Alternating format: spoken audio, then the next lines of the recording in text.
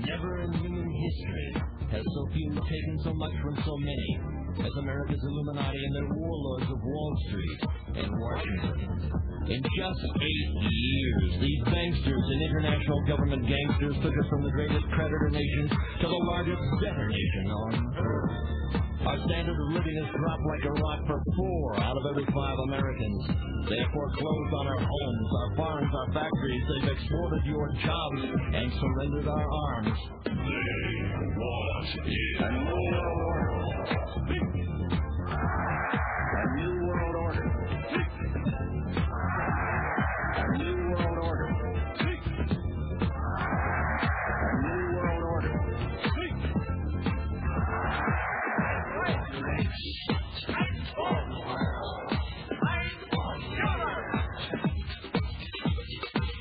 The Illuminati wants you to be a slave from birth to grave.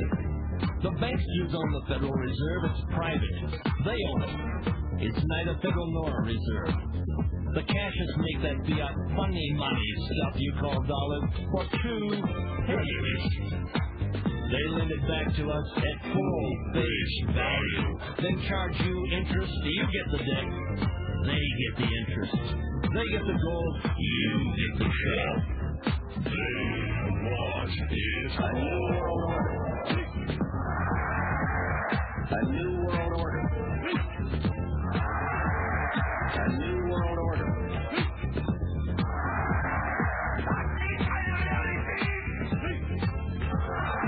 is a big idea.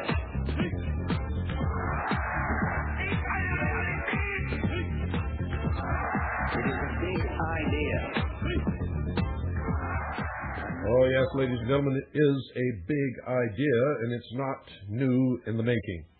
Those of you who think that George Bush coined that phrase, or he's the only one over the years that has uttered that phrase, you just haven't been paying attention.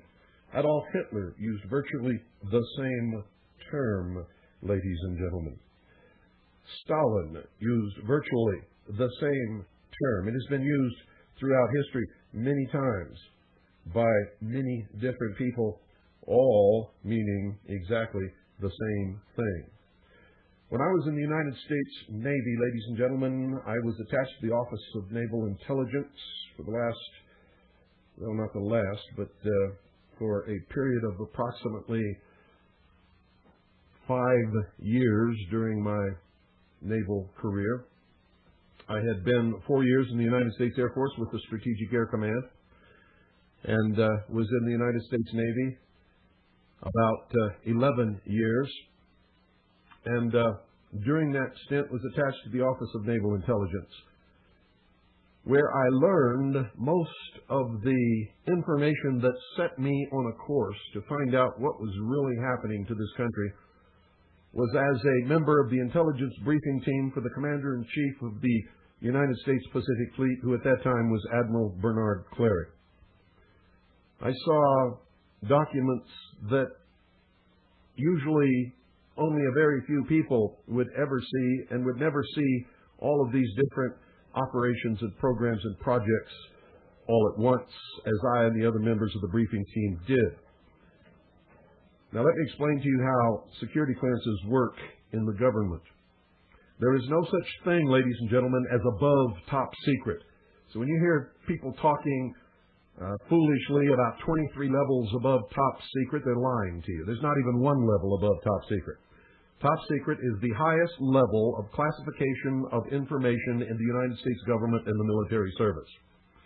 There are sub-compartmentalizations of the classification of top secret.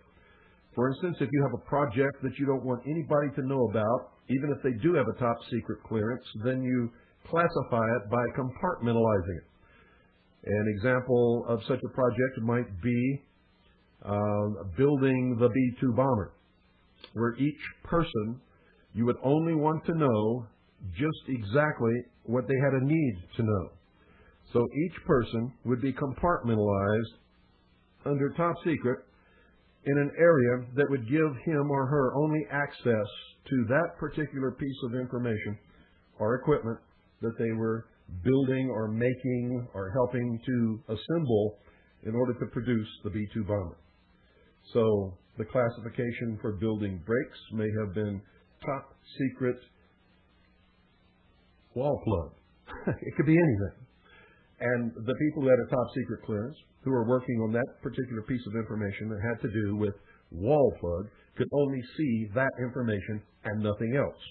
Because to be able to see information that had something to do with top secret roof, if you didn't have that roof clearance added to your top secret, you would not be able to see that information. Now, I'm just making these things up to give you some idea of what I'm talking about. While I was on the briefing team of the Commander-in-Chief of the United States Pacific Fleet, I noticed one thing. All of the members of the briefing team and everybody who had anything to do with intelligence were members of at least one or more of the so-called secret societies known to most of us as fraternal organizations. I wondered how I was assigned to the Office of Naval Intelligence until I began to remember how I had filled out my forms to get my security clearance. It came to a page that folded out like some of the computer paper that goes through a printer. It's all attached. You can have 5,000 feet of computer paper if you want to. Well, this was the form that folded out like that, and I forget how many sheets of paper there were included that were attached like this, all folded up, that contained the lists of just about every kind of organization that you can imagine, ladies and gentlemen. And I was supposed to check or indicate any of those organizations that I had ever belonged to in my life. And it cautioned me that if I left out any organization that I had ever been a member of, that I would risk losing or not obtaining my security clearance. Well, the security clearance when you work in the government or in the military is a big thing, folks, and nobody wants to lose their security clearance or be denied a security clearance. It's shameful, as a matter of fact. And so I noticed that one of the organizations I had belonged to in my life, called the Order of the Demolay, or the Demolay Order for Young Men, was not included.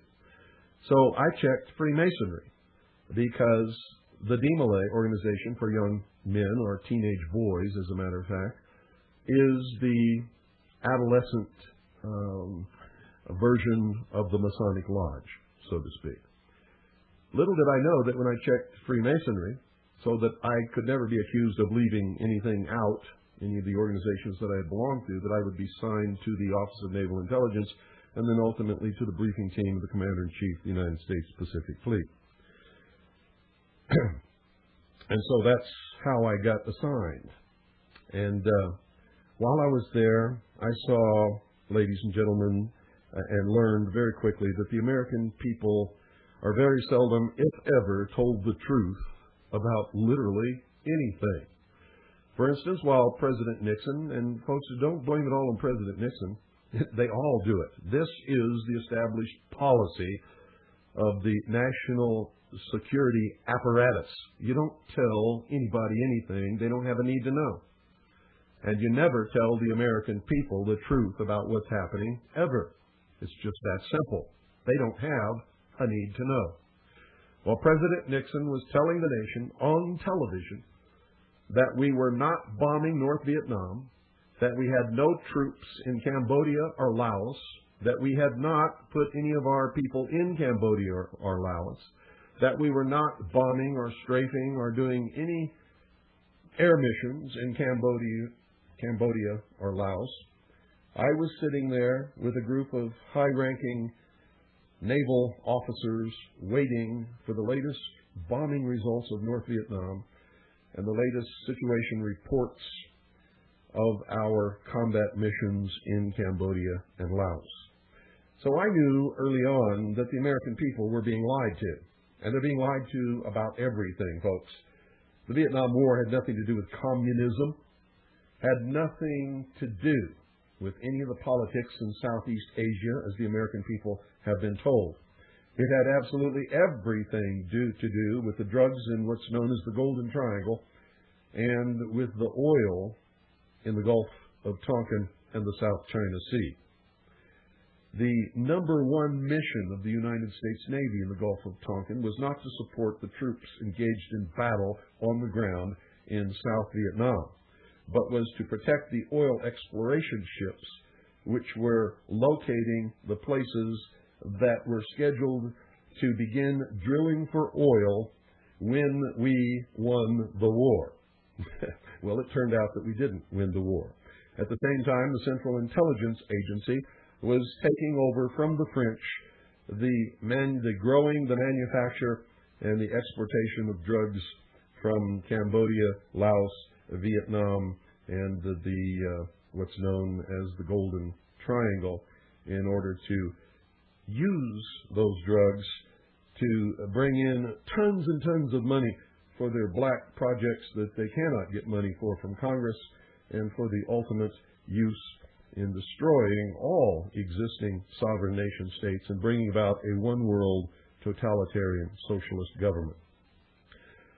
Now, folks, this was a long, long time ago that I saw this information. I was at the headquarters of the Commander-in-Chief of the United States Pacific Fleet between 1970 and 1973. In fact, I left in February of 1973. And during that time, I learned all of the things that I needed to know to do the research since then to arrive at the information that I'm going to give you right now. And so pay close attention. If I don't finish it today, I will, in fact, continue it tomorrow. And this is what you need to know. For those of you who are going to laugh or scoff and say that you don't believe it, that's fine. I don't care. You do what you want to do with the information, but nobody in this world can ever accuse me of not having given it to you. The plan for the destruction of the United States of America and the formation of a socialist, totalitarian, one-world government under the United Nations is contained, ladies and gentlemen, within a set of top-secret documents with the title Majesty12, spelled Majesty12. And no, ladies and gentlemen, I did not say majestic12. I said Majesty12, spelled out, no space between Majesty and 12. The type font is a key to access of this information. All I can remember is it was a type of sans serif. It was tall, very thin type. And in order to have access to this information, you had to have a top secret Q, magic, spelled MAJIC, clearance, which we all had on the briefing team. We had access to anything that the Admiral had access to because we compiled the information and delivered it to him in briefings every morning in the briefing room. The term Majesty12 honors the planned placement of ultimate power in a body of what they call a Council of Wise Men, sort of like the National Security Council. These men are destined to rule the world as the behind the scenes, that is, not known to the public, of a, quote, Messiah, end quote, frontman. This Messiah, or so-called Messiah, won't really be a Messiah, but the public will look at him or her as such. This Messiah will serve as a buffer between the real rulers, the Council of Wise Men, and the sheeple of the world. Now, I discovered this plan between 1970 and 1973 while I was a member of the intelligence briefing team of the Commander-in-Chief of the United States Pacific Fleet, and I didn't understand all of it at that time.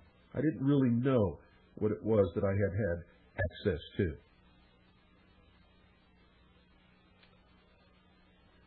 The plan, ladies and gentlemen, outlines the formation of a world totalitarian socialist government.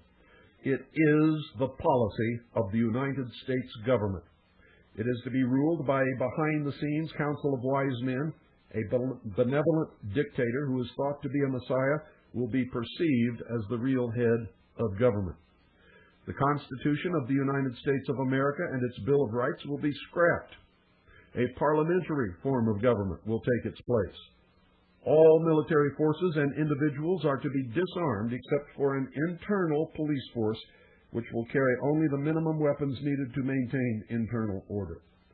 There will only be one military force, our military forces at the present time are acting as this force. It will be a world police force under the United Nations in sufficient numbers and with state-of-the-art technology so that it will be able to field overwhelming forces against any perceived threat to the world supra-government. If you doubt this, and if you doubt that it is the avowed policy of the United States government, see State Department publication 7277, which outlines the formation of this world police force. The military of the United States of America is currently filling the requirement. The senior officer corps of all of our military forces have betrayed their oaths of allegiance to the Constitution and have joined the conspiracy. They are, in fact, traitors, and they are, in fact, engaged in high treason. The source of this conspiracy, ladies and gentlemen, will be found in the body known as the Illuminati. It is made up of the highest adepts of the combined total of the so-called fraternal orders and secret societies. These people are bound together by blood oaths, a secret religion, and the promise of an elite status within regional government and the world supra-government. To put it in their own words, quote, "If you are not one of us, you are nothing," end quote. Their religion is based upon the Kabbalah and the Luciferian philosophy. They are not bound by any oath or allegiance save their own. They are loyal to no government or people save their own, and they are citizens of no country save their already in place secret world government. To understand some sense of feel for the concept and how this is being done right under your very noses, see a movie called They Live. Now, I'm not telling you that They Live is a true movie. I'm telling you that in this movie, the concept of how they are carrying about the destruction from within is presented to you in a method that you will clearly and easily be able to understand. Now, you cannot ever hope to understand the philosophy of any branch of the so-called mystery school, which is the Illuminati, without many years of study and a complete knowledge of their symbolic language. You must understand, ladies and gentlemen, that like many other organizations, they attract those who completely miss the boat or are just too stupid to get it. When you join a branch of the Brotherhood by any name, I don't care what you call it, Freemasonry, the Theosophical Society, the Anthroposophic Society, Fraternitas Rosae Cruci, Knights Templar, Sovereign and Military Knights of Malta, or any other fraternal order or secret society, no one ever sits down with you and explains the meaning of anything. An actual, literal, esoteric education would just be too dangerous. It could result in public expose, something which the Illuminati must avoid at any cost. The organization of the order is a pyramidal structure of degrees. On the bottom are the so-called blue lodges, full of ignorant, materialistic, and opportunistic fools. And yes, folks, I said fools, and I mean it. Anyone who would join a secret society and be told up front, right in the beginning, that they're not going to learn anything, not one single thing about it, until they have been initiated and climb up the ladder of degrees in the organization, cannot be anything other than fools. They might be joining a society of murderers, for all they know. Promising candidates are chosen to be helped up the ladder of initiation by the help of those who have gone before. The initiate is presented with the objects of study, books, symbols, ritual, and camaraderie. But illumination must come from within. Each degree of initiation provides a new key to ultimate enlightenment, but only for those who can truly understand the ritual and symbols of the degree. Everyone at the bottom rungs of the ladder of initiation, especially those in the Blue Lodge in the first 3 degrees, don't know beans jack dip about anything about what they belong to and never will.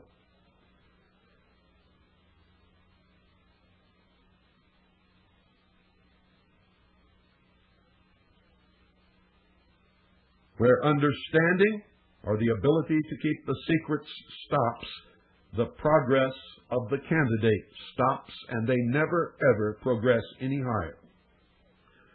Only those above the 29th degree have the ability to understand the ultimate secrets and goals of the order. A very promising select few are handpicked for progress beyond the 32nd degree.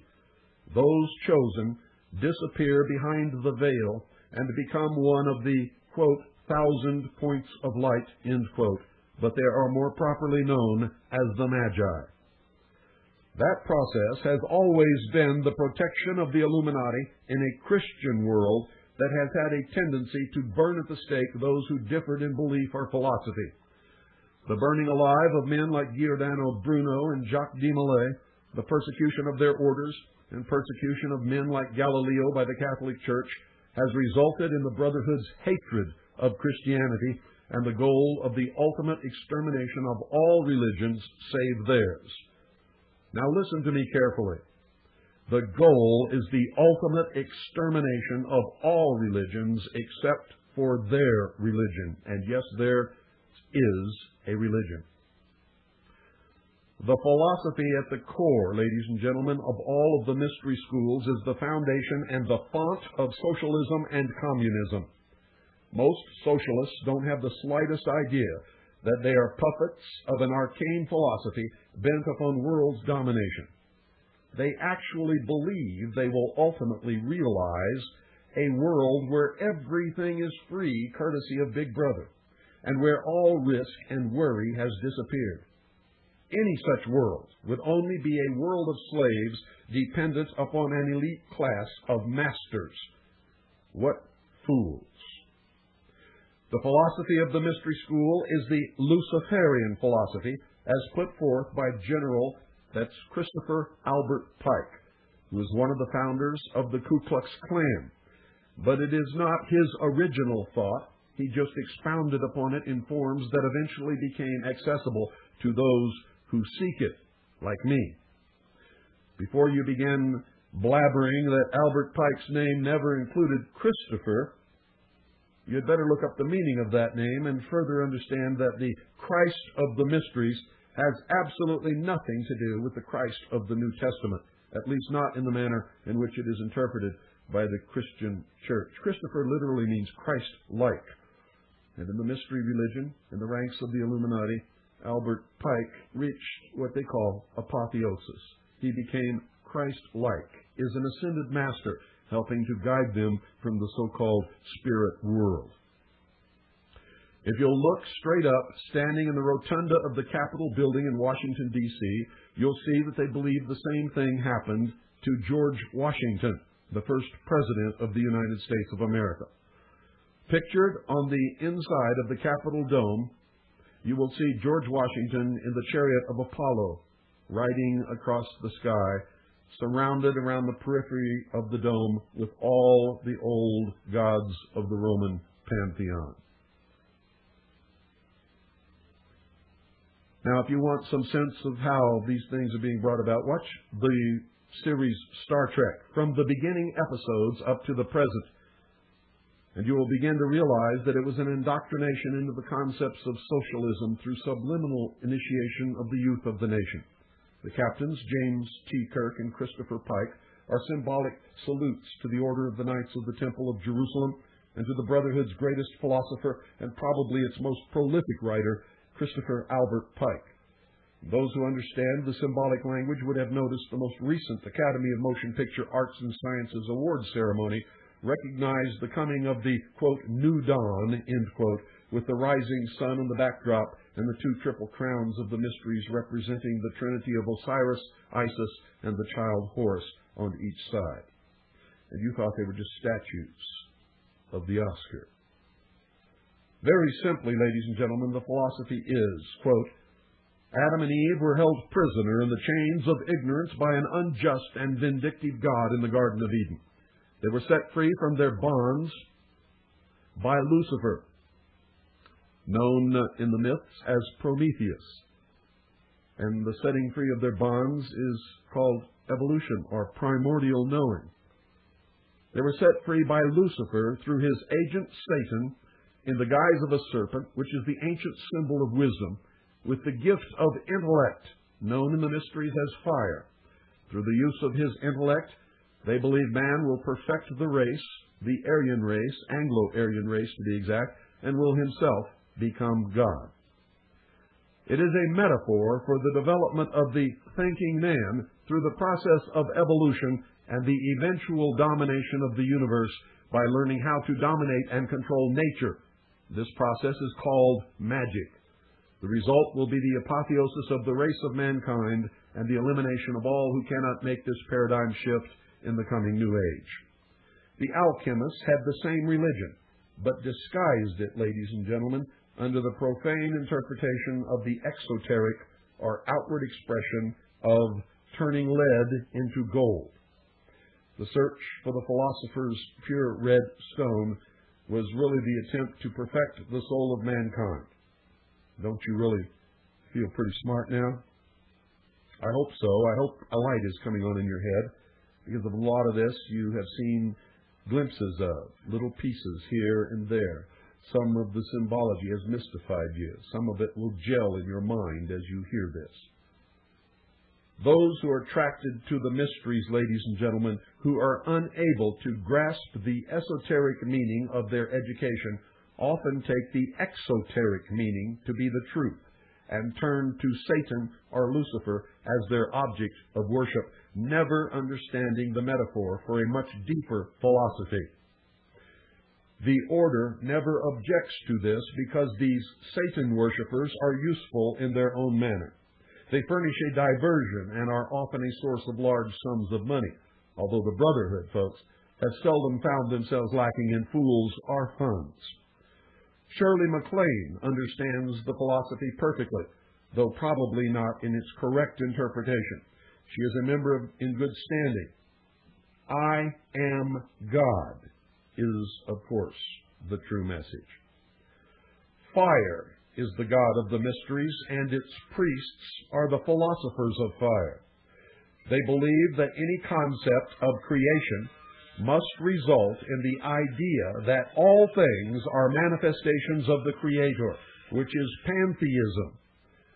Since man is the only creation with intelligence and original thought, the combined or collective consciousness of mankind, they believe, is the mind of God. Ergo, man is God. And that should enlighten you to the source of some of the more difficult to understand concepts of the so-called New Age movement. Now, ladies and gentlemen, don't get the fool called by the mysteries the profane mixed up with the king or the initiate known as Fraternitas Rex Mundi. Those who cannot understand this philosophy through the hidden language of symbology and make the shift in thinking for the coming millennium are doomed to extinction. And the spokespersons for the New Age make absolutely no secret of this fact. It has been published over and over and over again that those who cannot make this so-called paradigm shift will simply be exterminated. Wake up, America, you've been had, and wise up. None of you, and I'll say it again and again, and I don't care how angry you get with me, it is absolutely true, none of you are even remotely as smart as you think you are. This is the age of deception, and the world is balanced upon a razor. One half is scheduled to be exterminated if these people have their way, and the other half is scheduled to be enslaved when the mystical union between the moon, which is Isis or the church, and the sun, which is Osiris or the doctrine, greets the sun, spelled S-O-N, of the morning, which is Horus or the full body of initiates or adepts, on the horizon, which is Horus risen, in the, quote, new dawn, end quote, which is the realization of the New World Order. With that in mind, read the full text of President Clinton's 1997 State of the Union address to Congress. And if a light doesn't flick on in your brain when you read that, you are beyond help. He said, "We are watching the sun set while we prepare our children for the new dawn. We have 1,000 days to complete our work.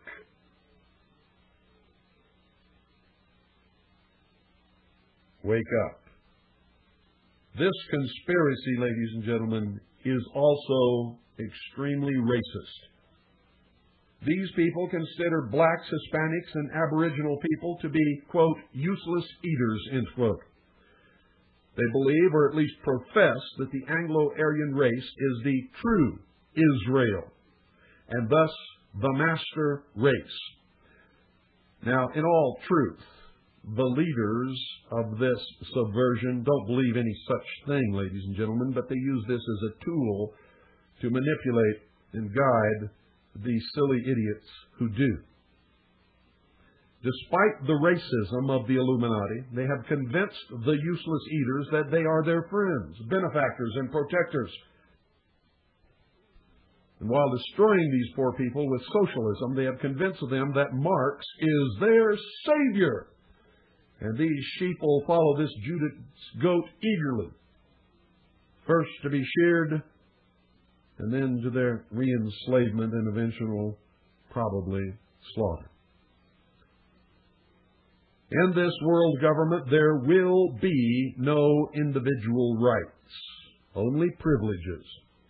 Privileges can be granted or denied at will by the world super-government. All property is to be owned by the state. There will be a redistribution of wealth in order to eliminate class differences and level the standard of living to a much lower level in the advanced nations, such as the United States of America, and to a higher standard of living in the so-called third world nations. This leveling of the standard of living will be accomplished through a global economic collapse, which right now, regardless of what you see happening in this phony stock market, is in its beginning stages. The economic collapse will fulfill the goal of Marx and Engels' Communist Manifesto, which mandates the elimination of the middle class. The graduated income tax, NAFTA, and GATT, which have caused industry to move into third world nations in order that corporations may exploit cheap labor, are also a part of this process. All county and state governments are to be eliminated and replaced with regional government. And those of you listening who are in county and state and city governments already have felt the pressure to bring this about. These regional governments are, in fact, already in place. Regionalism is gradually taking control throughout America. There will be no more cash money. All trade will be accomplished by a system of computer credits, with accounts accessed through debit cards or computer chip implants, which will also serve as personal identification, driver's license, and etc.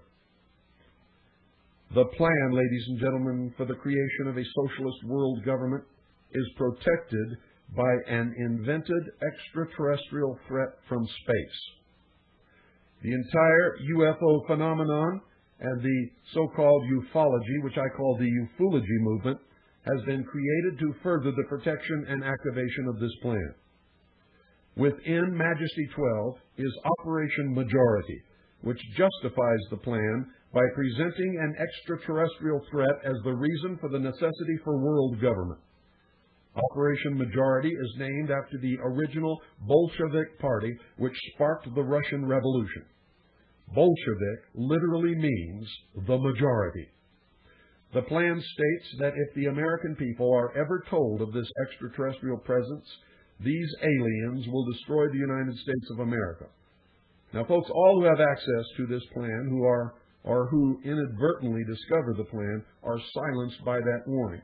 And when I first saw it, I believed it for over 16 years before I began to produce research that told me that this was all the biggest hoax in the history of the world to create a phony artificial threat to this earth.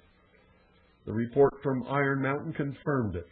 Statements made in 1917 by John Dewey, that's 1917, ladies and gentlemen, by John Dewey, in a speech he made in New York, also confirmed it.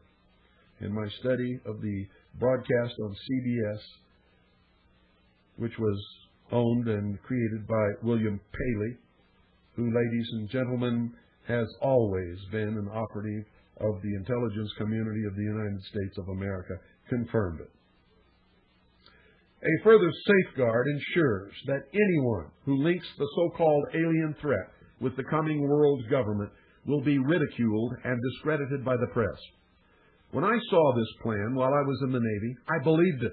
It was not until I had performed many years of research that I was able to fully understand exactly what it was that I had seen. It was extremely difficult, at best, for me to believe that my government and the Navy had used me in the manner in which they had, especially since I had dedicated my life to government and military service. Now, ladies and gentlemen, this plan is real. The extraterrestrial threat is artificial. The alien threat, or so-called alien threat, is presented as real through the use of secret technology which was originally developed by the Germans in their secret weapons programs during World War II, by geniuses like Nikola Tesla and many others. Most military and government personnel who have access to this material believe sincerely that the extraterrestrial threat is real. They, like I, could not and will not probably understand how they are being manipulated and lied to. It took me many years to understand it. None of them, and I can say this absolutely with no hesitation whatsoever, not one single one of them has ever seen any evidence of the existence of any extraterrestrial creature or any advanced technology other than that of human origin. All, and I mean all, ladies and gentlemen, so-called leaks are intentional disinformation projects perpetrated by the counterintelligence divisions of the various organizations within the intelligence community, which are designed to promote the artificial alien threat scenario while allowing for complete deniability on the part of government. The antics of Vicky Cooper, no relation, now Vicky Cooper Ecker, Donald Francis Ecker III, William Moore, Jamie Chandere, Stanton T. Friedman, Bud Hopkins, John Lear, Linda Moulton Howe, Art Bell, George Knapp, Colonel Philip Corso, the so-called alien autopsy film, which is a fake, fraud, hoax, NASA, the Mars meteorite, supposedly containing fossil evidence of life on Mars, and many other people and events are projects of this type. The plan, ladies and gentlemen, to create an artificial extraterrestrial threat to the Earth was first mentioned by John Dewey in New York during 1917 in a speech to the visiting Japanese imperial delegation headed by Viscount Ishii. The premise was tested for credibility with the CBS presentation of The War of the Worlds by Orson Welles and the Mercury Theater on October the 30th, 1938. The public believed that this broadcast was a real news event. Many people jumped out of windows. In Grover's Mill, New Jersey, farmers and residents ran out of their homes and, forgetting who they were and where they were, shot their own water tower to shreds, believing that it was one of these alien tripod death machines. The public believed that what they heard was real, and thus it set the stage for the implementation of an alien threat scenario. The only problem was that the state-of-the-art of technology at that time did not allow for a believable presentation. The development of saucer-shaped wingless and tailless flying machines by the Germans during World War II and by the United States, Great Britain, Canada, and most probably Australia after World War II solved the problem. Now, we recently came into possession of a document that was released to us through the Freedom of Information Act from the Central Intelligence Agency. And here's what the document says. Memorandum to Director, Psychological Strategy Board, Subject Flying Saucers. 1. I am today transmitting to the National Security Council a proposal, Tab A, in which it is concluded that the problems connected with unidentified flying objects appear to have implications for psychological warfare as well as for intelligence and operations. 2. The background for this view is presented in some detail in tab B. 3. I suggest that we discuss at an early board meeting the possible offensive or defensive utilization of these phenomena for psychological warfare purposes. Signed, Walter B. Smith, known as General Walter Bedell Smith, who at that time was the director of the Central Intelligence Agency. Ladies and gentlemen, you cannot use something for psychological warfare or for intelligence and operations. You cannot use them for defensive utilization or for psychological warfare purposes unless you are the ones who have complete and total control over these objects. After World War II, the announcement of the Jewish Holocaust, the proposal of a world government which would prevent future wars and genocide by the formation of the United Nations in 1945, and the announcement of sightings of flying saucers by Kenneth Arnold. My tongue is getting a little tied here, folks. By Kenneth Arnold, an ex-intelligence officer in 1947, launched this deception. And since then, by the way, every single person connected with UFOs has been a member of some branch of the intelligence community. The natural guilt harbored by the men of the 509th Atomic Bomb Wing after the bombing of Hiroshima and Nagasaki made them eager conspirators in orchestrating the faked crash of an extraterrestrial craft and discovery of shaved and surgically altered monkeys near Roswell, New Mexico. The artificial extraterrestrial threat was thus implanted in the public consciousness. We also have in our possession another recently released document, this one from the Federal Bureau of Investigation, that literally tells the truth about Roswell, New Mexico.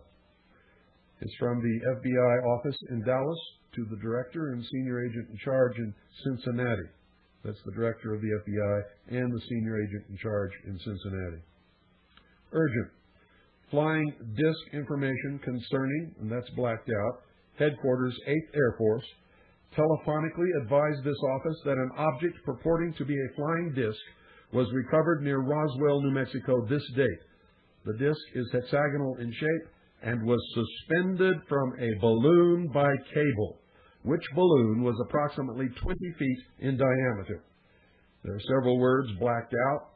Further advised that the object found resembles a high-altitude weather balloon with a radar reflector, but that telephonic conversation between their office and Wright Field had not, this is blanked out, and then borne out this belief.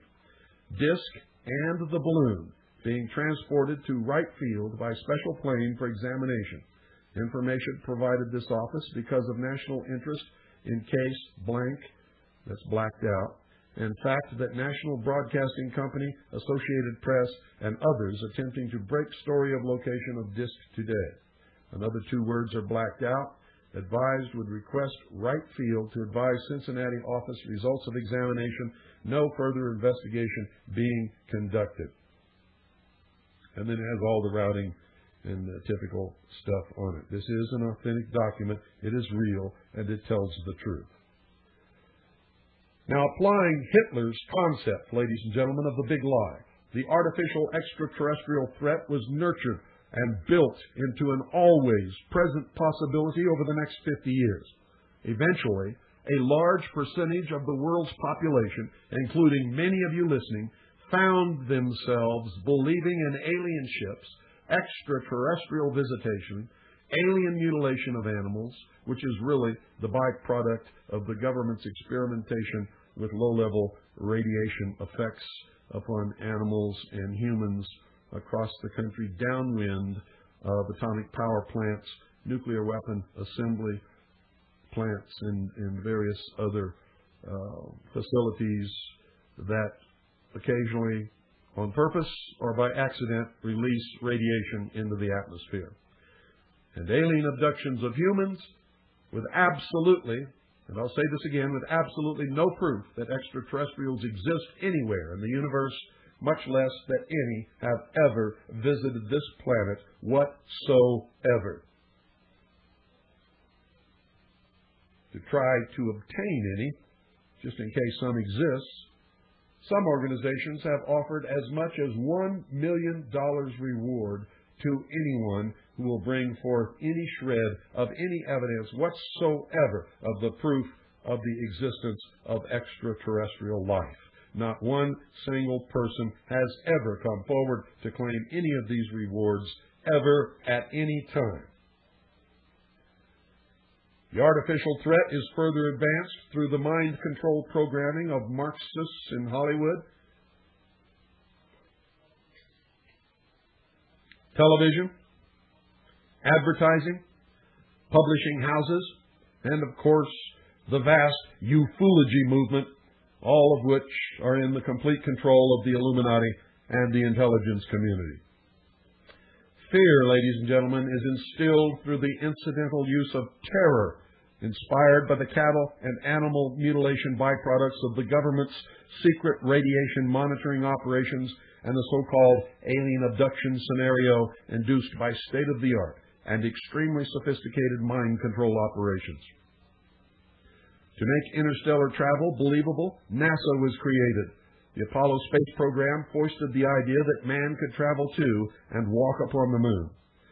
Every Apollo mission was carefully rehearsed and then filmed in large sound stages at the Atomic Energy Commission's top-secret test site in the Nevada desert and in a secured and guarded soundstage at the Walt Disney Studios, within which was a huge-scale mock-up of the moon. All names, missions, landing sites, and events in the Apollo space program echo the occult metaphors, rituals, and symbology of the Illuminati's secret religion.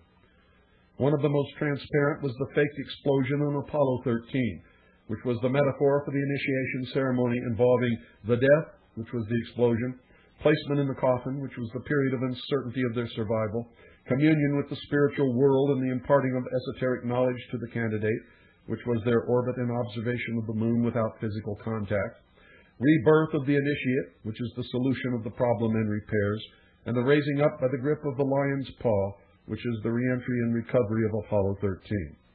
13 is the number of death and rebirth, death and reincarnation, sacrifice, the phoenix, the Christ, not the Christ that you know, ladies and gentlemen, and the transition from the old to the new.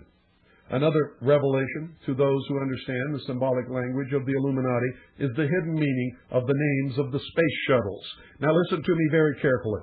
Quote, a Columbian enterprise to endeavor for the discovery of Atlantis, and all challengers shall be destroyed, end quote. Exploration of the moon stopped because it was impossible to continue the hoax without being ultimately discovered. And of course, they ran out of pre-filmed episodes. No man, no human man, has ever ascended higher than 300 miles, if that high, above the Earth's surface in any publicly known space program. No man has ever orbited, landed on, or walked upon the moon in any publicly known space program. If we ever went to the moon, ladies and gentlemen, it was not in the Apollo space program. If we have ever been to the moon, it has been done in secret with a far different technology. Just to give you one example, scientists have stated publicly, ladies and gentlemen, that for a human being to survive transportation through the Van Allen radiation belt, which completely encloses this Earth, encircles this Earth, it would take 4 feet of lead.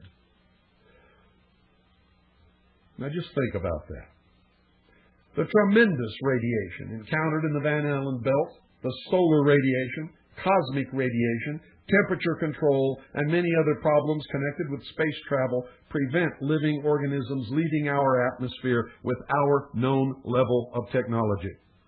Any intelligent high school student with a basic physics book can prove NASA faked the Apollo moon landings. Any photographer who is even remotely worth his salt can prove that almost all of the photographs presented to us as being taken in space or on the moon by the Apollo space program are fraud, are fake, are phony. All of them were made with studio lighting, in specially prepared buildings and mock-ups of the lunar surface. Now, if you doubt this, please explain, ladies and gentlemen, how the astronauts walked upon the moon's surface enclosed in a spacesuit in full sunlight, absorbing a minimum of 265 degrees of heat, surrounded by a vacuum. NASA tells us the moon has no atmosphere and that the astronauts were surrounded by the vacuum of space. Heat is defined as the vibration or movement of molecules within matter. The faster the molecular motion, the higher the temperature. The slower the molecular motion, the colder the temperature. Absolute zero is that point where all molecular motion ceases. In order to have hot or cold, molecules must be present. A vacuum is a condition of nothingness where there are no molecules. There is no hot and no cold in a vacuum. Vacuums exist, however, in degrees. Some scientists tell us that there is no such thing as an absolute vacuum, but that space is the closest thing to an absolute vacuum that is known to man. There are so few molecules present in most areas of what we know as space that any concept of hot or cold is absolutely impossible to measure and, in fact, for all intents and purposes, does not exist. A vacuum is a perfect insulator. That, ladies and gentlemen, is why a thermos bottle or a vacuum bottle is used to store hot or cold liquids in order to maintain the temperature for the longest time possible without reheating or recooling. You see, space is not cold. Space insulates whatever is in space and tends to keep it at whatever temperature it is for the longest period of time possible. Radiation of all types will travel through a vacuum, but will not affect the vacuum. Radiant heat from the sun travels through the vacuum of space, but does not warm space. In fact, the radiant heat of the sun has no effect whatsoever until it strikes matter. Molecular movement will increase in direct proportion to the radiant energy which is absorbed by matter. The time it takes to heat matter exposed to direct sunlight in space is determined by its color, its elemental properties, its distance from the sun, and its rate of absorption of radiant heat energy. And at this point, we're going to have to call it a day. And I will continue right here where I left off tomorrow. That is, if I'm still here to do it, ladies and gentlemen. I hope you're listening closely, and I hope you're taking notes, because I'm going to blow the lid off of this crap. The greatest nation, the greatest people, with the highest standard of living, the best opportunities, the highest morals, the best educational systems that has ever existed on this earth is being destroyed by these scumbags from within. Some of them are your relatives. Good night, and God bless each and every single one of you.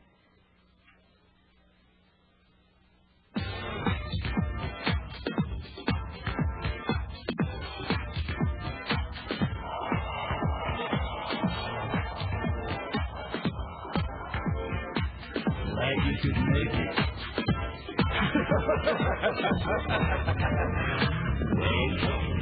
New world order.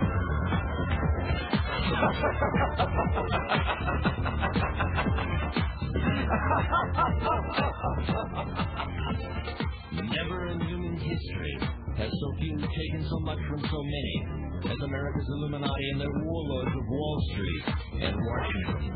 In just 8 years, these banksters and international government gangsters took us from the greatest creditor nation to the largest debtor nation on earth.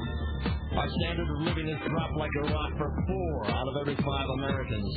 They have foreclosed on our homes, our farms, our factories. They've exported your jobs and surrendered our arms. They want a new world order. A new world order. A new world order. A new world order. You've been listening to The Hour of the Time with yours truly, William Cooper. This is 101.1 FM Eager. Be sure and tune in tomorrow, ladies and gentlemen, for part 2 of Majesty 12. Don't miss it. If you do, you're going to regret it for the rest of your life.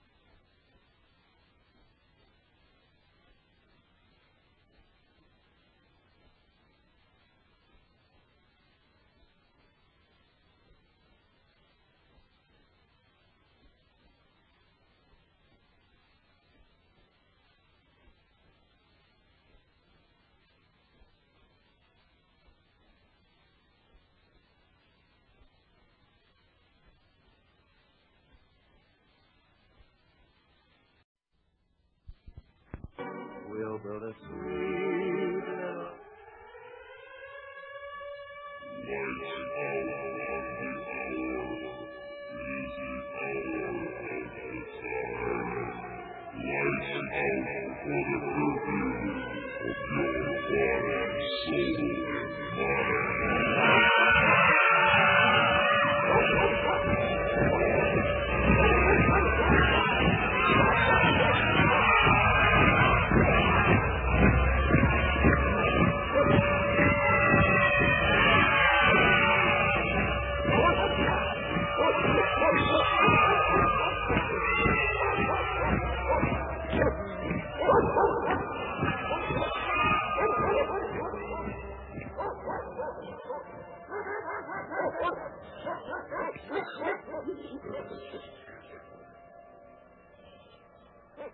You're listening to the Hour of the Time. I'm William Cooper.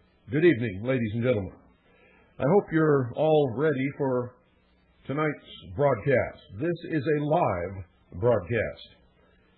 And we're going to talk about documents that I saw while I was with the Office of Naval Intelligence, specifically on the intelligence briefing team of the United States Commander-in-Chief of the Pacific Fleet, who at that time was Admiral Bernard Clary. These documents outlined the coming formation of a one-world socialist government.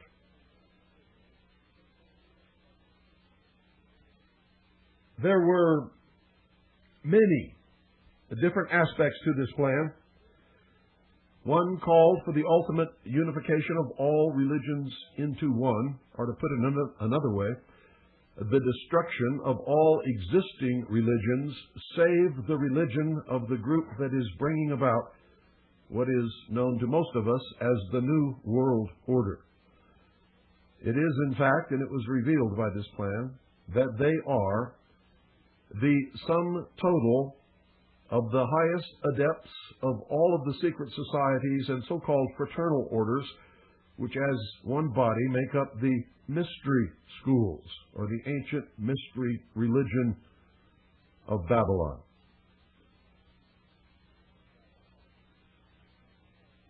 This plan called for the creation of an external, artificial, and I stress that word artificial, threat to this earth.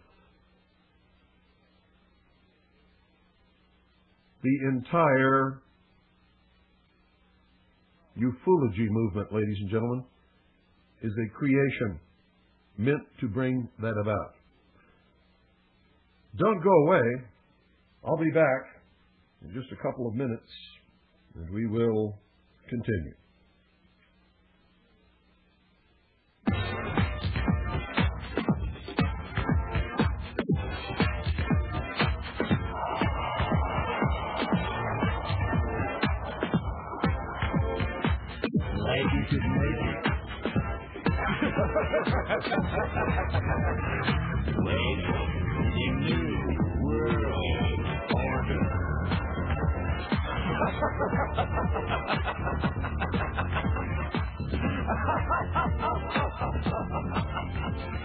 Never in human history has so few taken so much from so many as America's Illuminati and the warlords of Wall Street and Washington. In just 8 years, these banksters and international government gangsters took us from the greatest creditor nation to the largest debtor nation on earth.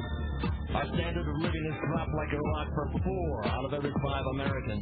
They have foreclosed on our homes, our farms, our factories. They've extorted your jobs and surrendered our arms. They want a new world order. A new world order. A new world order. A new world order.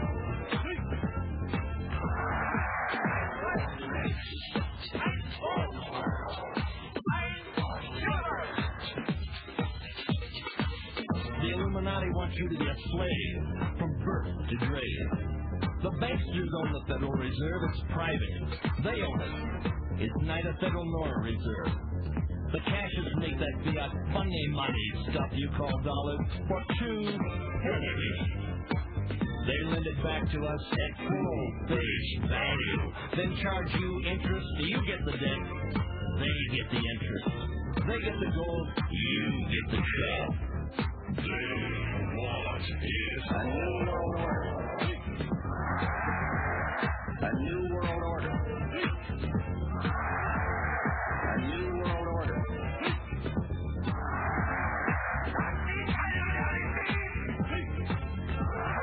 It is a big idea.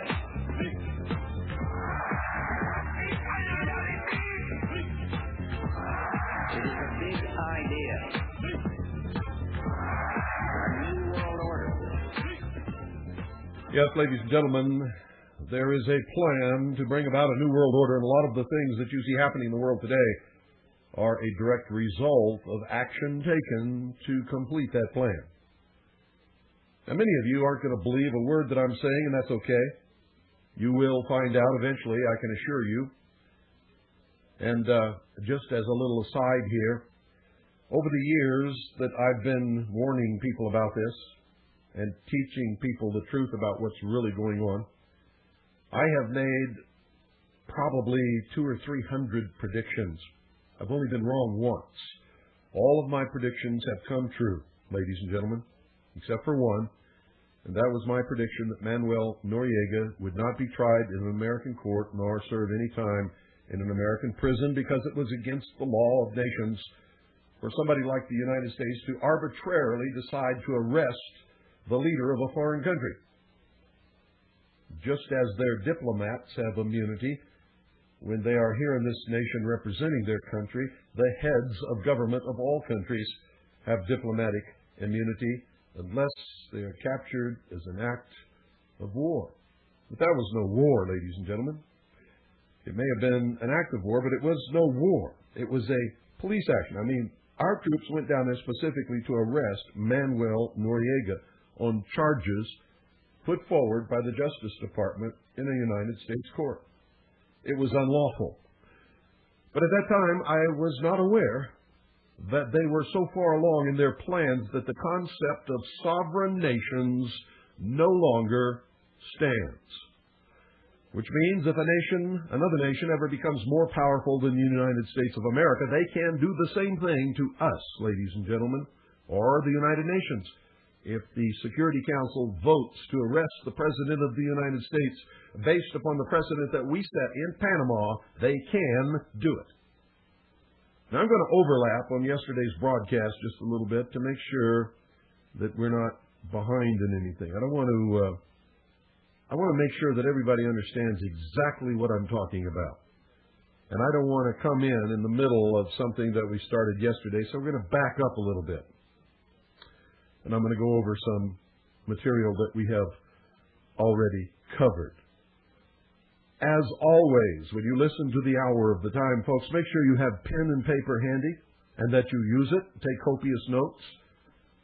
And once you have this information and you understand it, if you watch the events happening in the world, all of a sudden, things will begin to come together and make sense to you that made no sense to you ever before in your life.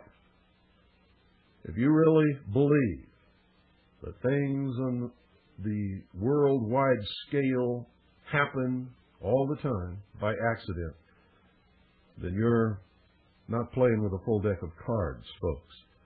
If all of these things were happening by accident, at least some of them would happen in our favor. But they're not.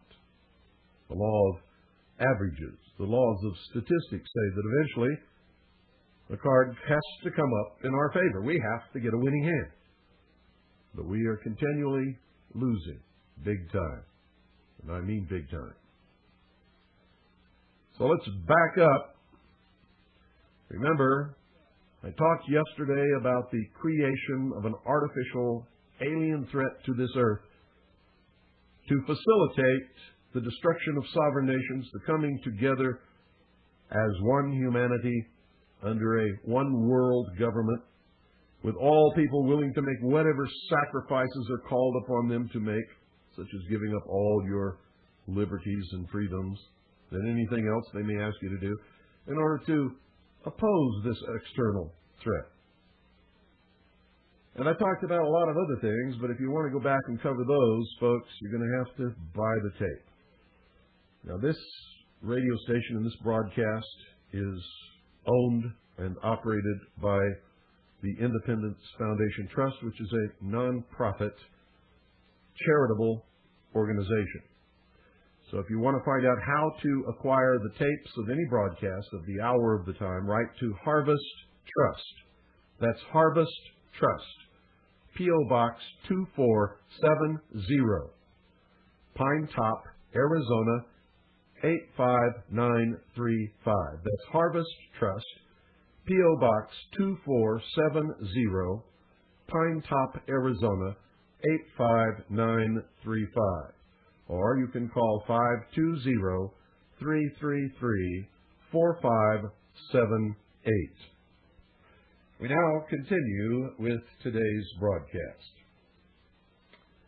In order to make interstellar travel believable, which nobody was buying, nobody understanding the vast distances in space could even remotely conceive that somebody from some other star could make the journey from their planet to here. Not only that, but nobody could understand how they could find this planet or even want to come here, given the billions and billions of choices that there are in the universe. So in order to make this believable, which absolutely had to occur for this scam to be swallowed by the people of the world, NASA, the National Aeronautic and Space Administration, was created. The Apollo space program, ladies and gentlemen, foisted the idea that man could travel to and walk upon the moon. Every single Apollo mission was carefully rehearsed and then filmed in large sound stages at the Atomic Energy Commission's top-secret test site in the Nevada desert, and in a secured and guarded sound stage at the Walt Disney Studios, within which was a huge-scale mock-up of the moon. All the names, missions, landing sites, and events in the Apollo space program echoed the occult metaphors, rituals, and symbology of the Illuminati's secret religion.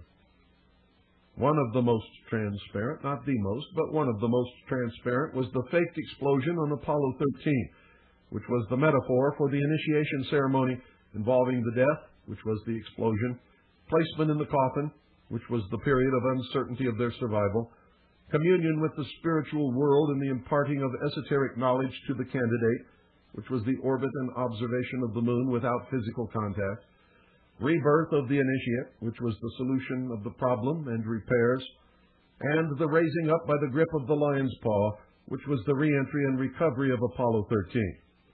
13, ladies and gentlemen, is no coincidence. It is the number of death and rebirth, death and reincarnation, sacrifice, the phoenix, the Christ, but not the Christ that you know if you are a Christian, and the transition from the old to the new.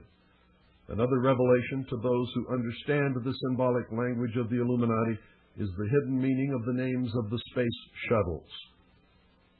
Listen to this very carefully. I assume that you all know the names of the space shuttles. If you don't, they are all included in this sentence.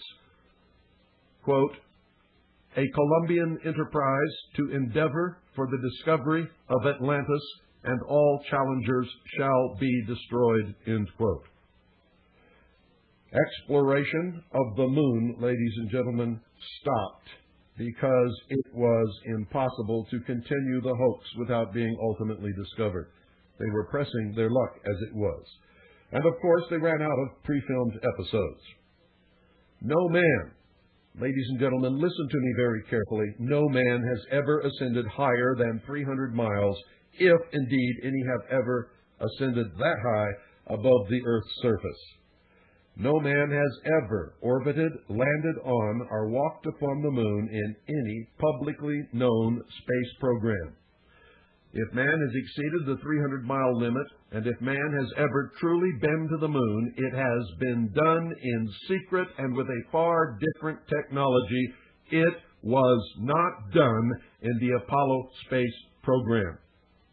And any high school student with a basic physics book can prove it. the tremendous radiation encountered in the Van Allen belt. A belt surrounding the Earth, ladies and gentlemen, of such intense radiation that before this information became embarrassing, scientists stated unequivocally that for a man to get through the Van Allen belt without frying in this radiation, he would need a 4-foot-thick lead shield. But that's not all. In space, there is solar radiation. You see, standing on the surface of the Earth or anywhere within our atmosphere, even a thin atmosphere, we are protected from the solar radiation and from the tremendous increase above the normal solar radiation that is created by solar flares and flung throughout the universe. Most of them are unpredictable, cannot be predicted. There is no such thing as saying we're going to send a man from the Earth to the moon during this period of time because we know there's not going to be any solar flares or solar storms. And thus they'll be safe from radiation. Cannot be done. On top of that, there's cosmic radiation. On top of that, there is a tremendous problem with temperature control and many other problems connected with space travel, which prevent living organisms leaving our atmosphere with our known level of technology. As I said, any intelligent high school student with a basic physics book can prove NASA faked the Apollo moon landings. Now, if you doubt this, ladies and gentlemen, please explain how the astronauts walked upon the moon's surface enclosed in a spacesuit in full sunlight, absorbing a minimum of 265 degrees of heat surrounded by a vacuum. 265 degrees, ladies and gentlemen, is 55 degrees above the boiling point of water. Now, it would take one hell of an air conditioning system to keep them cool. NASA tells us the moon has no atmosphere and that the astronauts were surrounded by the vacuum of space. Well, if that's true, ladies and gentlemen, heat is defined as the vibration or movement. Heat is defined, ladies and gentlemen, as the vibration or movement of molecules within matter. The faster the molecular motion, the higher the temperature. The slower the molecular motion, the colder the temperature. Absolute zero is that point where all molecular motion ceases. In order to have hot or cold, ladies and gentlemen, molecules must be present. NASA tells us that space is absolute zero, that it is colder than any cold that any person has ever experienced, because absolute zero is like 200 and something degrees below the zero that you know about. Do you understand what I'm telling you? That is a lie. NASA has intentionally lied to us all of these years. Space is a vacuum. A vacuum is a condition of nothingness where there are no molecules. Vacuums, ladies and gentlemen, exist in degrees. Do you understand what I'm telling you? Some scientists tell us that there is no such thing as an absolute vacuum. But space is the closest thing to an absolute vacuum that has ever been known to us. There are so few molecules present in most of the areas of what we know as space that any concept of hot or cold is absolutely impossible to measure. For all intents and purposes, it cannot be measured, does not exist. Now remember, a vacuum is a perfect insulator. That's why a thermos bottle or a vacuum bottle is used by all of you to store your hot or cold liquids in order to maintain the temperatures for the longest time possible without reheating or recooling. Same thing in space, ladies and gentlemen. Space is a perfect insulator. It is not cold. However, an object in space can be heated by the radiant heat of the sun, which can travel through a vacuum, although it does not affect the vacuum. Remember, for something to be heated or cooled, there must be molecules present.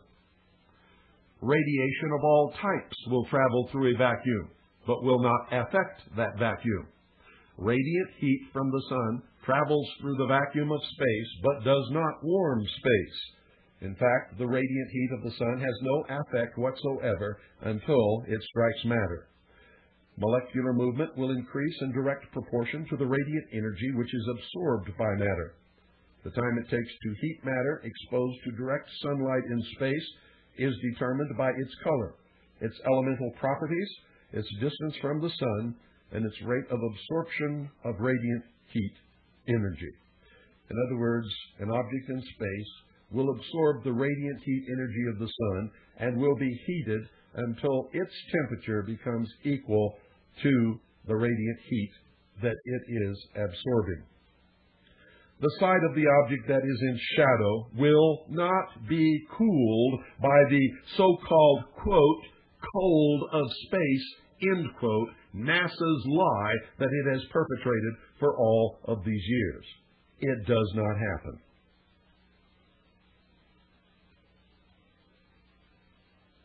Heat will spread through any object, through contact of molecule against molecule, until the heat of the object all over the object has become equal, ladies and gentlemen. Now understand what I just told you. Objects which are heated cannot be cooled by space. In order for an object to cool, it must first be removed from direct sunlight, and then it will stay at the temperature that it is at for quite a long time, until the molecular motion slows down through the resistance of molecules vibrating against each other,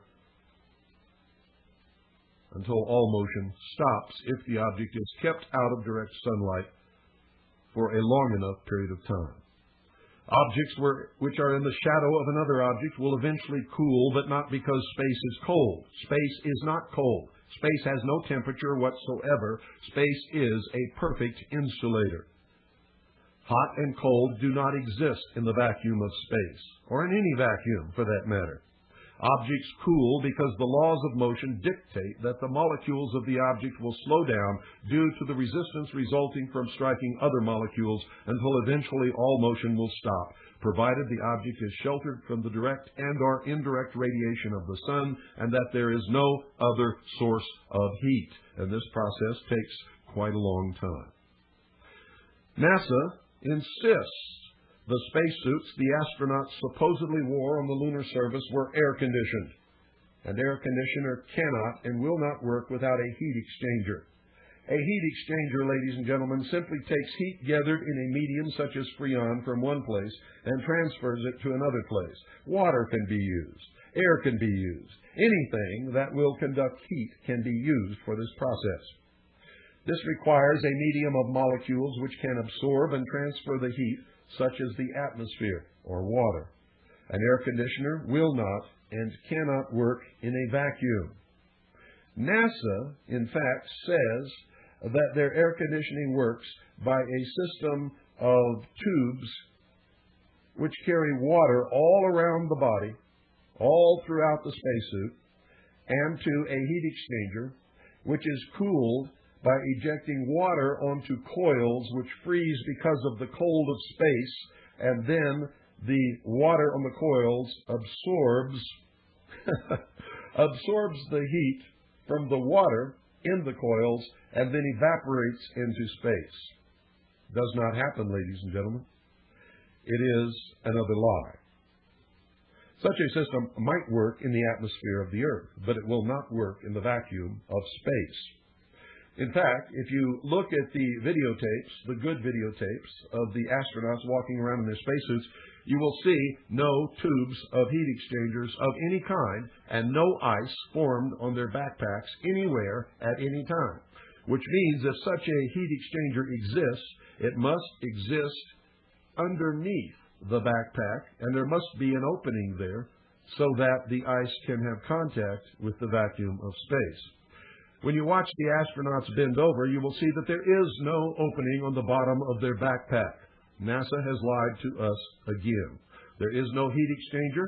There is no way that the spacesuits can be cooled surrounded by a vacuum in space. ladies and gentlemen. Not only that, but even if they had a heat exchanger that was hidden in the backpack, I was somehow open to the vacuum of space so that ice could evaporate, NASA has proved themselves a liar through their own words by stating that they have found ice in the shadowed portions of craters that are never lit by the light of the sun. Ice that has been there for millions, maybe billions of years. So NASA themselves have told us that ice will not evaporate into the vacuum of space. NASA has lied once again. An air conditioner will not and cannot work in a vacuum. A spacesuit surrounded by a vacuum cannot transfer heat from the inside of the suit to any other place. The vacuum, remember, is a perfect insulator.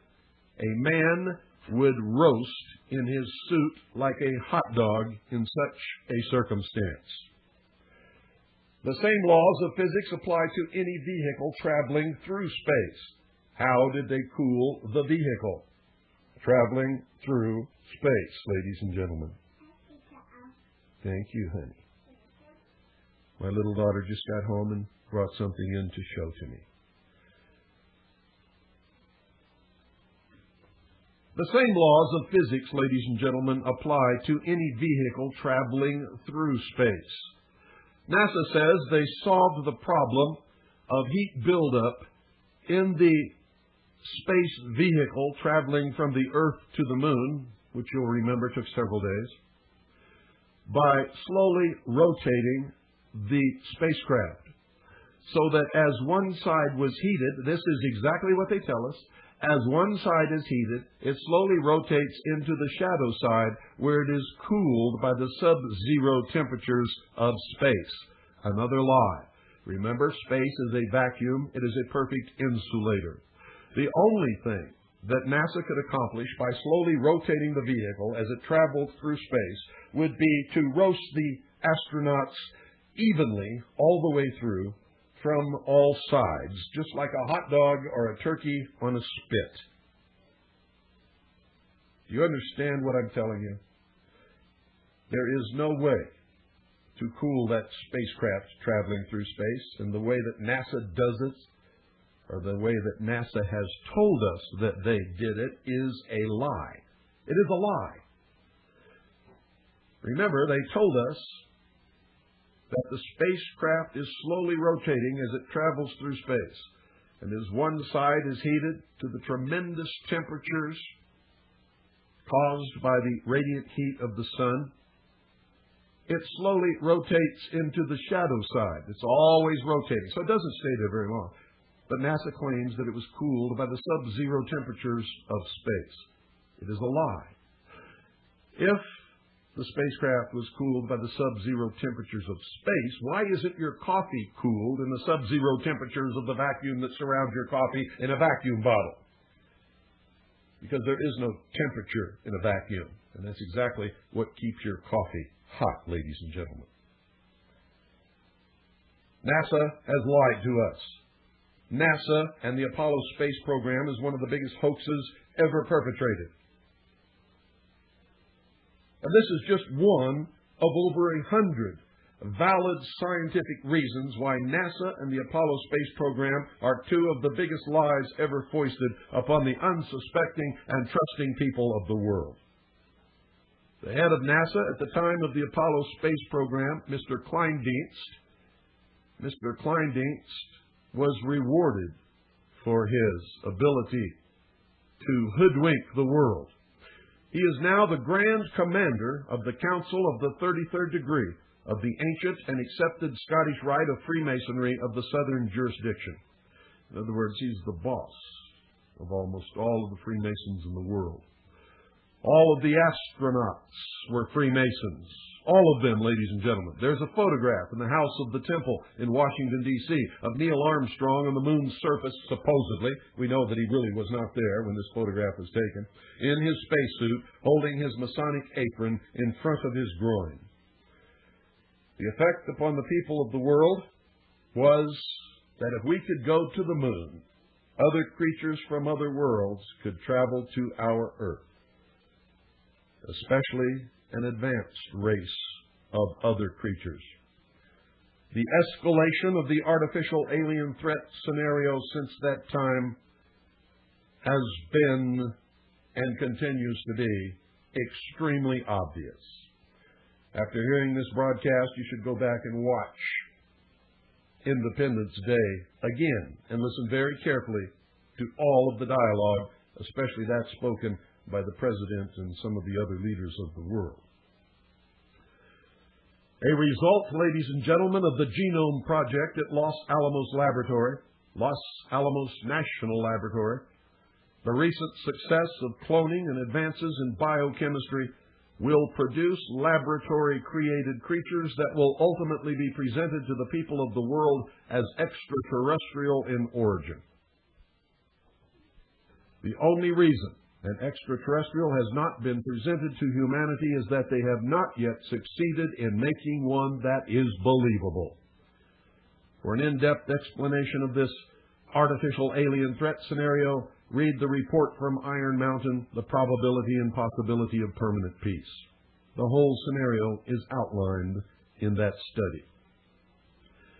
A propaganda decoy has been presented by socialist change agents known to you as William Moore, Jamie Chanderay, and Stanton T. Friedman. It is called Operation Majestic12. It has succeeded in leading the sheeple, especially the ufologists for a while anyway, away from the truth by presenting the artificial alien threat as a government cover-up, and that aliens are real. Most of the well-known ufologists and so-called UFO researchers are Illuminati socialists or government change agents operating in furtherance of propagandizing the American people. Ruby Ridge, Waco, the attack against patriots and militias and other acts of aggression against the American people who might discover and combat this fraud are acts of war. They are designed to demonize fundamentalist Christians, Jews, Muslims, members of the Mormon Church, other religious fundamentalist organizations, the lawful constitutional militia described in the statutes and the United States Code, and anyone else who might fight in defense of the Constitution and our liberty and freedom. These terrorist acts deliver a message to the American people and to the people of the world that any opposition to the New World super-government will be met with overwhelming force and the complete genocide of the enemies of socialism. The World Trade Center bombing, the bombing of the Oklahoma City Alfred P. Murrah Federal Building, and mass shootings by mental and ex-mental patients of large numbers of men, women, and children in Stockton, California, and the most recent one, were and will continue to be intentional acts of war designed to spread terror and a feeling of helplessness. Most of the ex or current mental patients who have perpetrated these acts are in fact innocent victims of mind control projects that are in activation to further the interests of this socialist New World Order. In my book, Behold a Pale Horse, I predicted that the first major terrorist attack upon the United States would take place in New York City. I was correct. I said that it would not stop there, and I've said on this broadcast that it would not stop there, that it would spread, and that these attacks and these shootings would continue until the American people get down on their knees and beg their slave masters to disarm them so that they can be more easily and more quickly enslaved. And the sheeple are following for it, hook, line, and sinker. In fact, ladies and gentlemen, and it is a fact, the FBI, the Federal Bureau of Investigation, orchestrated the attack upon the World Trade Center, teaching the terrorists how to drive the van. They taught the terrorists how to build the bomb. They placed it in the building and detonated the bomb. One of the Federal Bureau of Investigation informants attempted to secure permission from the FBI to substitute inert ingredients for the bomb so that no one would be injured. but the Federal Bureau of Investigation agent in charge denied the request. The informant tape recorded every single one of his conversations. That's right, it is a combination. He recorded all of his conversations with the FBI, and a full transcript of the tapes were printed in the New York Times. The judge refused to allow the tapes to be presented in court in defense of the FBI informant. Confederate would be a much better word. The attack on the Alfred P. Murrah Federal Building was designed to affect the heartland. It was designed, ladies and gentlemen, to affect the heartland so that no one in the nation will feel safe. These acts, in the manner of Hegel's dialectic, are leading to a need for the elimination of the rights of individuals and the disarmament of all peoples so that the world's super-government can step up to provide the solution, which will be artificial safety and security from terrorism, something that no one can ever guarantee. But the sheeple will believe it.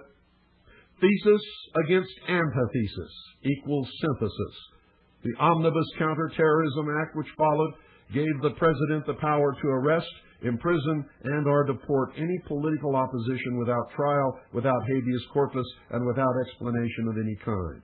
It, in fact, gave him the power to name any group a terrorist group, thus setting the stage for the arrest, detention, imprisonment without benefit of habeas corpus, without benefit of any kind of trial, with a possible result of deportation to a foreign country, and without explanation to anybody, by anybody. And I'm here to tell you, if these acts of terror do not succeed, there will be more bombings.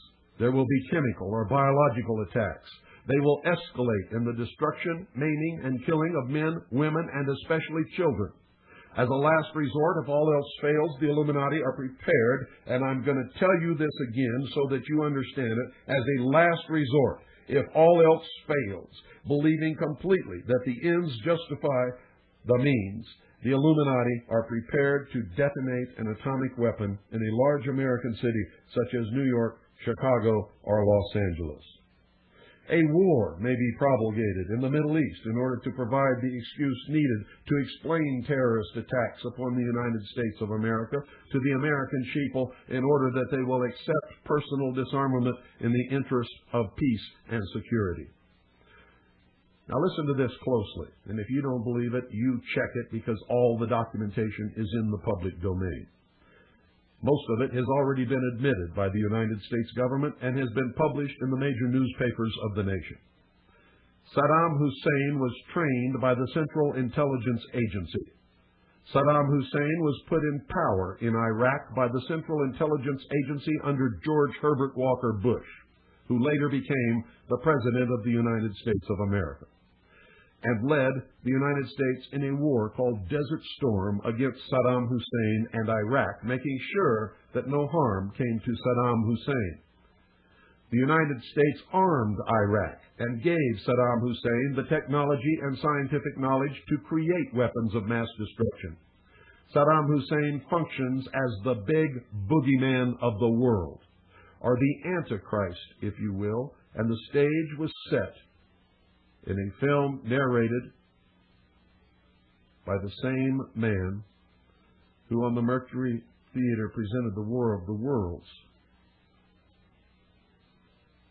in 1938, called The Late Great Planet Earth, in which an Antichrist was presented as a man from the Muslim world.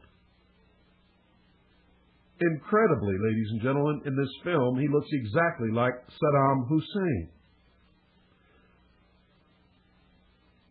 Saddam Hussein functions as the Antichrist, or the big boogeyman of the world, so that the United Nations can cement its authority over the so-called sovereign nations, which, by the way, are not sovereign anymore. And that is why Saddam Hussein was not killed during the Gulf War, and that's why he won't be killed in any future Gulf War. His purpose is to function as an Antichrist to create terror in the minds of the sheeple of the world. The answer, of course, will be the destruction of national sovereignty worldwide the establishment of a one-world socialist government under the United Nations, disarmament of all nations, and the establishment of a world police force. The terrorist attacks, ladies and gentlemen, which will be launched in the United States will be blamed upon Middle Eastern religious fanatics, Christian fundamentalists, white supremacists, patriots, or militias. A more immediate result of these operations will be the increased use of military forces, weaponry, and equipment such as tanks and armored personnel carriers in civilian law enforcement. The suspension or elimination of habeas corpus, the elimination of jury trials, and the institution of martial law with show trials conducted by a tribunal of judges. When you continue to hear this constitutional republic referred to as a democracy, you must remember that V.I. Lenin, the founder of the Soviet Union, said, quote, "Democracy is indispensable to socialism," end quote. When you hear our military referred to as UN peacekeepers, remember that both Karl Marx and Lenin defined peace as, quote, "the elimination of all opposition to socialism," end quote. When you wonder where all this is taking us, remember that both Marx and Lenin stated that, quote, "the ultimate goal of socialism is communism," end quote. And if you think communism is dead, read Gorbachev's book, Perestroika, and he will tell you quite the opposite. But if you think the fall of the Soviet Union was the end of communism, read Golitsyn. And believe me when I tell you that the highest-ranking communist mole in the Central Intelligence Agency was James Jesus Angleton. The Turner Diaries, ladies and gentlemen, were actually written by the Central Intelligence Agency prior to 1972.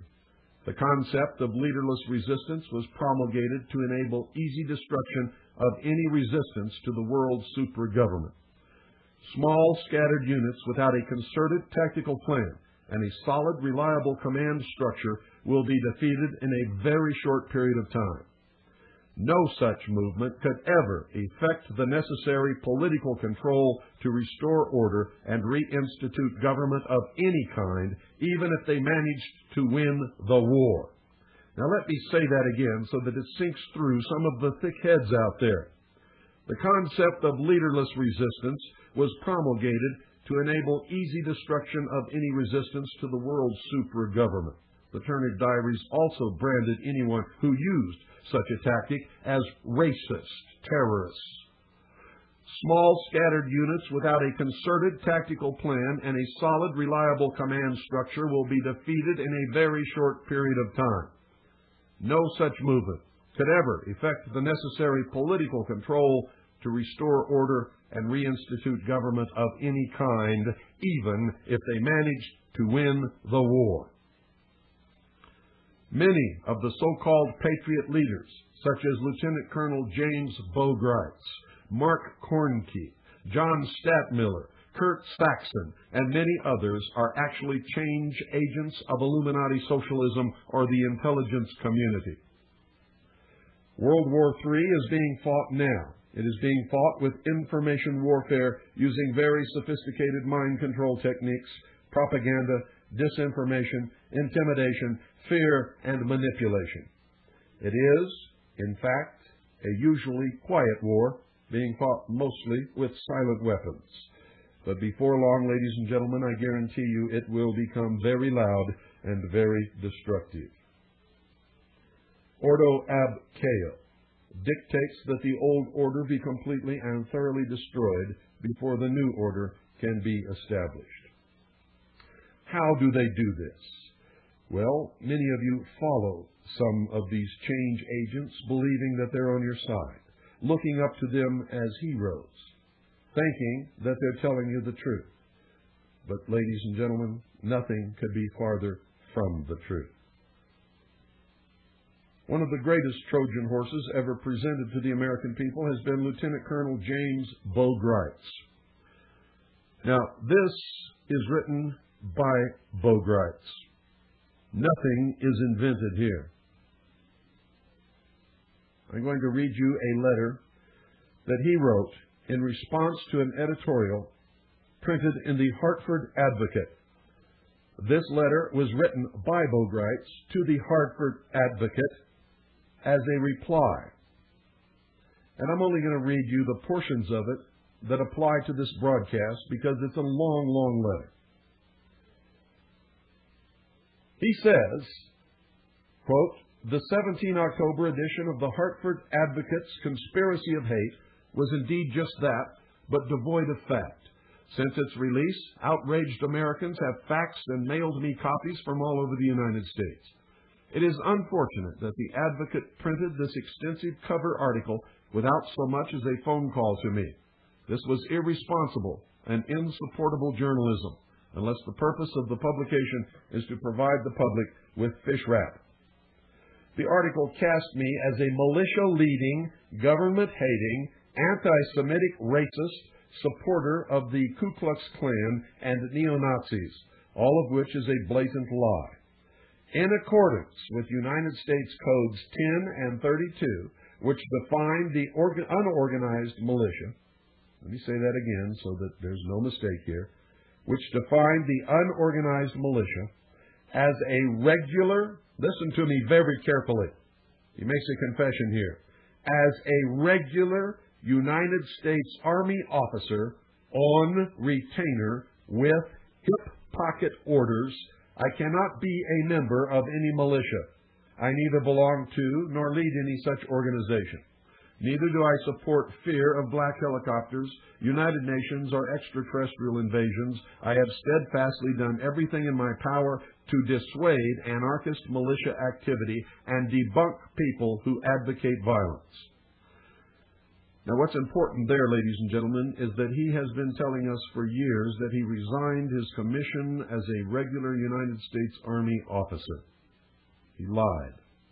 Here he admits he is a regular United States Army officer on retainer with hip pocket orders, which means, ladies and gentlemen, he is an undercover agent of the United States government. He has lied about his religion. To Pete Peters, he said he was a member of the Christian Identity Church. Do you know what that means, ladies and gentlemen? That's British Israelism.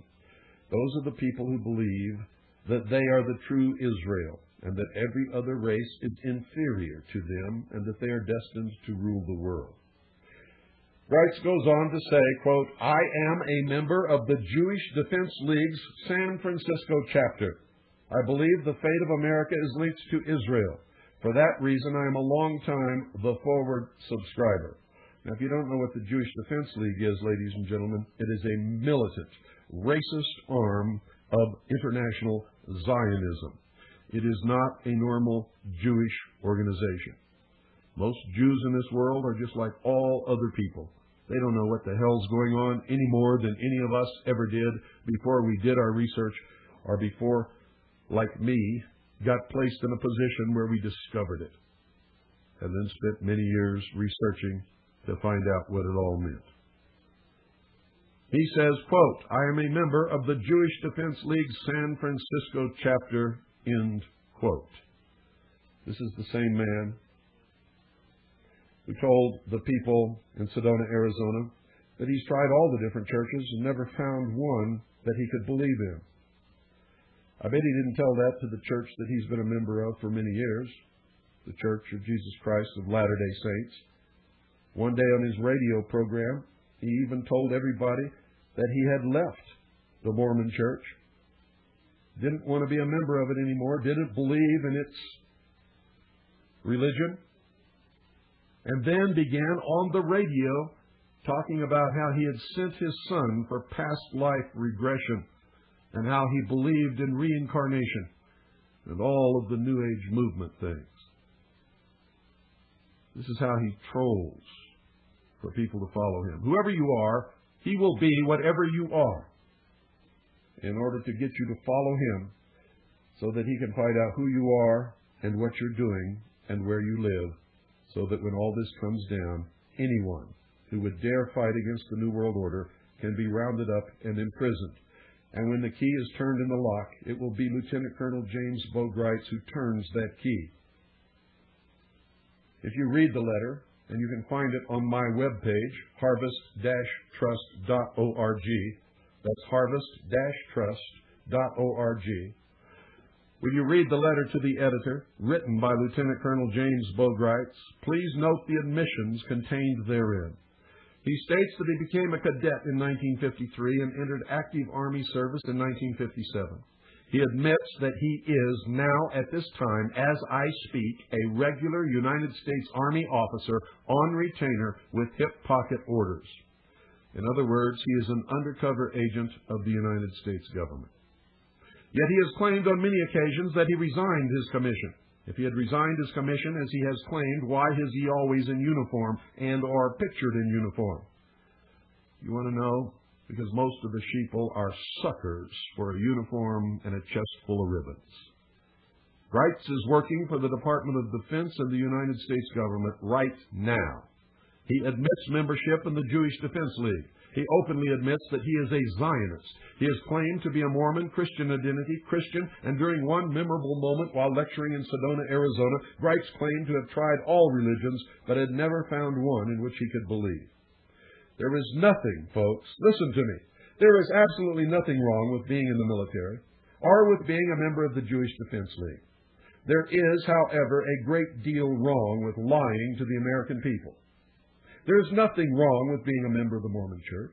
There is nothing wrong with being a member of the Christian Identity Church. There is nothing wrong with being an atheist and saying that he's never found a religion that he can believe in, if that is true and if he's being honest with everybody. I believe in freedom, and we all have the freedom to belong to whatever organization or whatever church we want to belong to. And I have served in the military service of the United States of America, first in the Air Force and then in the Navy. So understand that I am not criticizing him for these things. What I am criticizing him for is lying to the American people, repeatedly lying over and over and over again, while all the time he is a paid undercover agent of the United States government, by his own admission. Now, Zionists believe they are a superior race, chosen by God to rule the world in a one-world government with the capital in Jerusalem. Zionists believe all other people are inferior.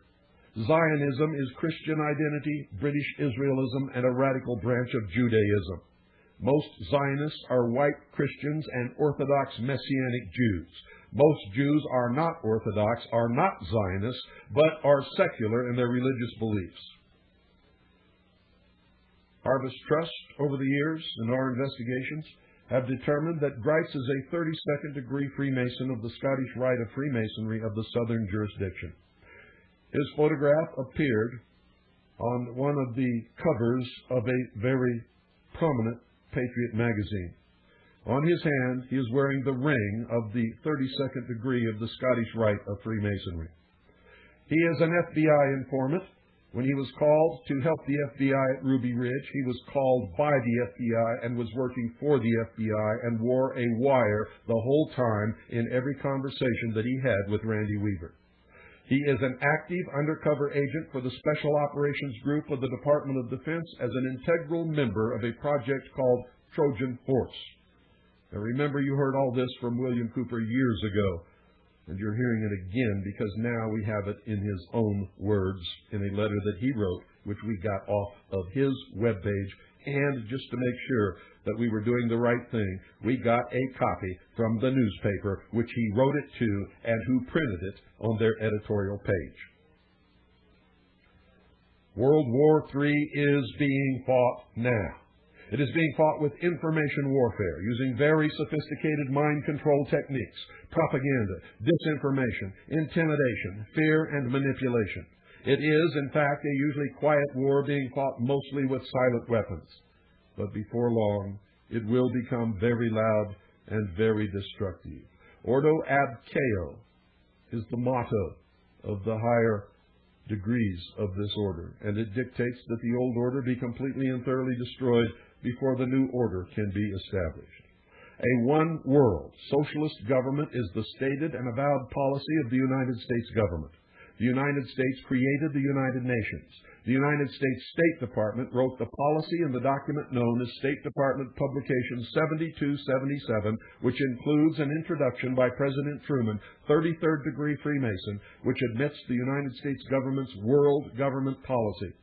State Department Publication 7277 outlines the merger of the military of the United States with the military of the Eastern Bloc nations as a world peacekeeping force under the United Nations as the ultimate goal of the foreign policy of the United States of America.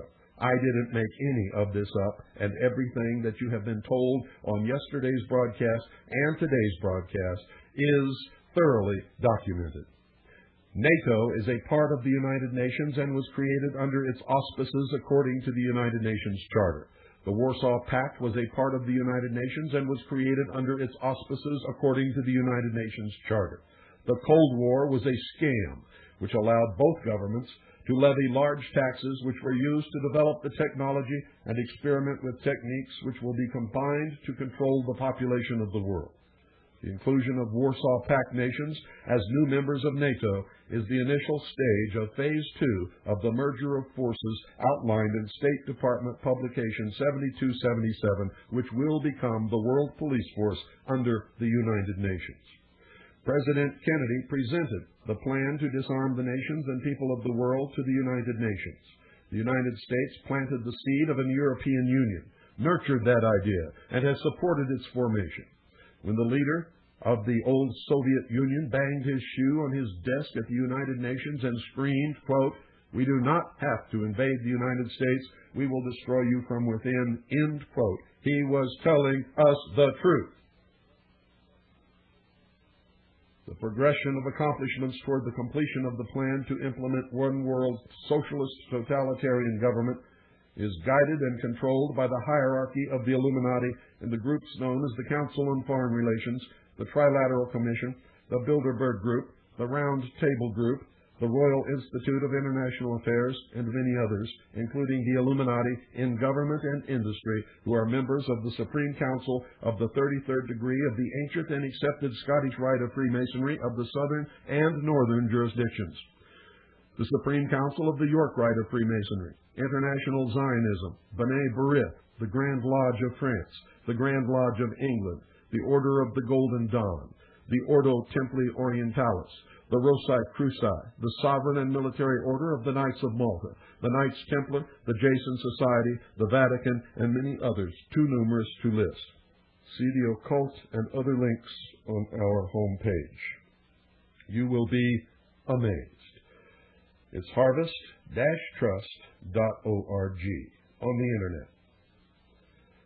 I will finish this tomorrow, ladies and gentlemen, because once again, we've run out of time. Good night, and God bless each and every one of you. And if I've scared you, good. It's about time somebody did. All of a sudden, in the middle of the night, there's a loud knock on your door. Hey, honey, something's not right. Throw out your arms. This is the fall massacre. We're here from the government. We're here to help you. And I'm from the IRS with authority to tax. If you've got a complaint, think of the facts. Get out of this house. Serve your guns. Give me your gold. You can obey if you want to hold. That's the good stuff and do what you're told.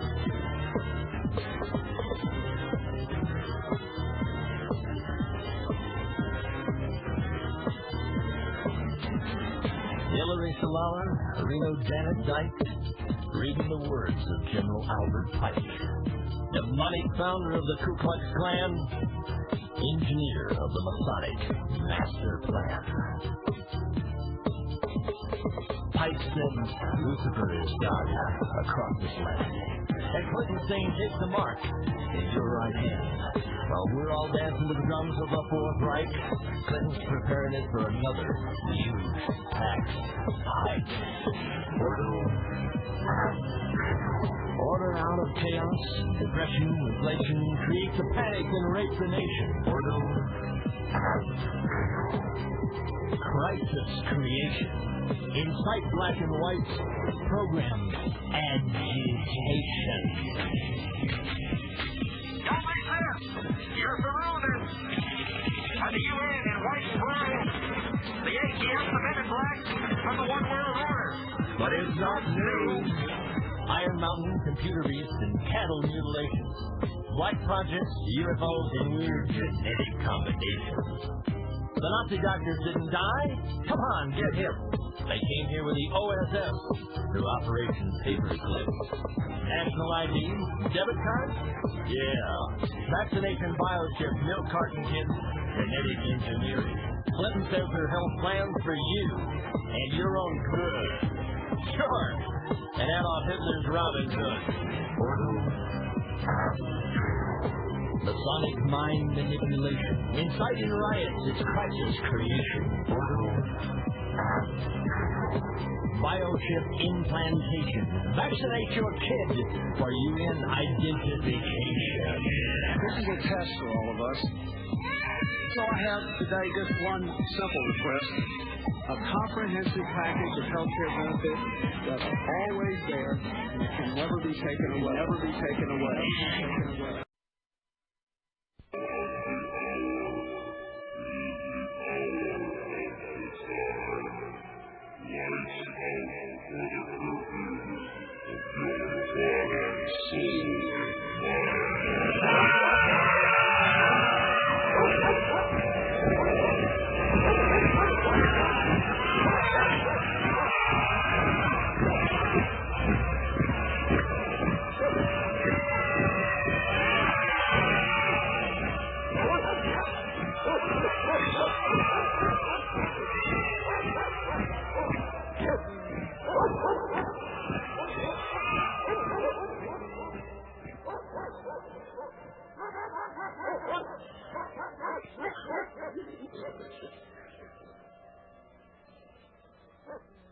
You're listening to a live broadcast of the Hour of the Time. I'm William Cooper. Ladies and gentlemen, tonight we are going to cover the plan for world domination by the adepts of the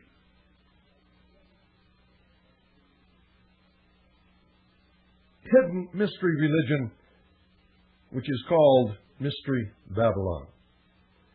It is an ancient body of adepts of the highest degrees of all of the so-called fraternal orders and secret societies. They have been attempting over many hundreds of years to complete what they call the great work. And ladies and gentlemen, we're in the last days of their bringing to fruition the culmination of all of their machinations and intrigue and subterfuge and subversion over all of those years. The name of the plan as I saw it when I was a member of the Office of Naval Intelligence, and specifically a member of the intelligence briefing team of the Commander-in-Chief of the United States Pacific Fleet, is Majesty12. No separation between the two words. In other words, written as if it's all one word, in all capital letters. So don't go away. Make sure you have pen and paper by your side and pay very close attention.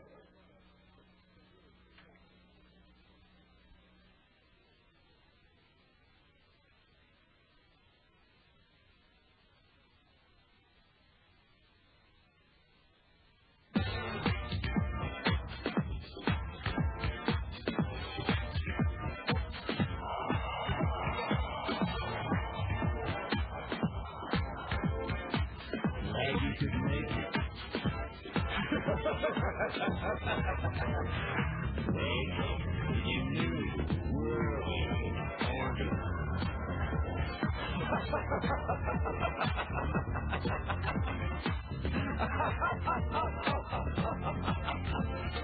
Never in human history has so few taken so much from so many as America's Illuminati and their warlords of Wall Street and Washington.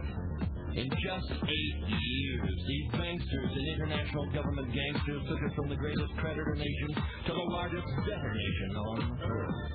Our standard of living has dropped like a rock for 4 out of every 5 Americans. They have foreclosed on our homes, our farms, our factories. They've extorted your jobs and surrendered our arms. They want it all. A new world order. A new world order. A new world order.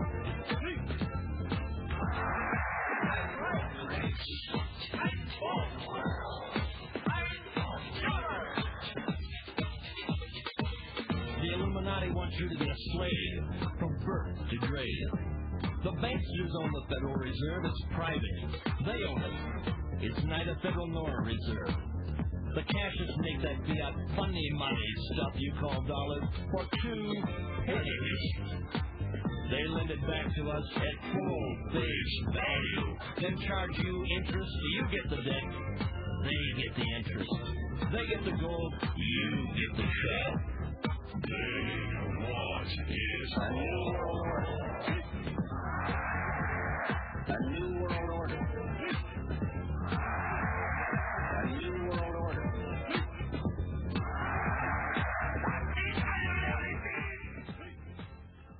Well, as we have done the day before, yesterday, I'm going to back up a little bit and repeat some of what you heard yesterday so that there is no misunderstanding. And just in case somebody new is tuning in, they won't get all of it because they've missed the first 2 hours of this expose. But they will at least understand the topic of conversation today. In other words, we're not going to come right in the middle of something, ladies and gentlemen. If I sounded a little remote at the beginning of this broadcast, it's because the equipment here was not operating properly. And I was attempting to talk to you while half of my attention was trying to make sure that the equipment is operating correctly. So that's why I may have sounded a little distant in the beginning of this broadcast. Folks, make sure you have pen and paper. You're going to want to remember some of this. Many of you are probably so angry by now, you're certainly going to want to check up on all of it and prove me wrong. And I certainly encourage you to do that. And if anyone can prove me wrong on any of the information that I have given you over this broadcast, then I want to know about it, because I certainly want to check your proof. And I don't expect you to just call me and rail on me and say that I'm wrong. If you furnish me with proof and you're polite and responsible, I will certainly check out what you tell me or what you show me. And if you turn out to be right, folks, I will come on the air and will correct whatever mistake I have made.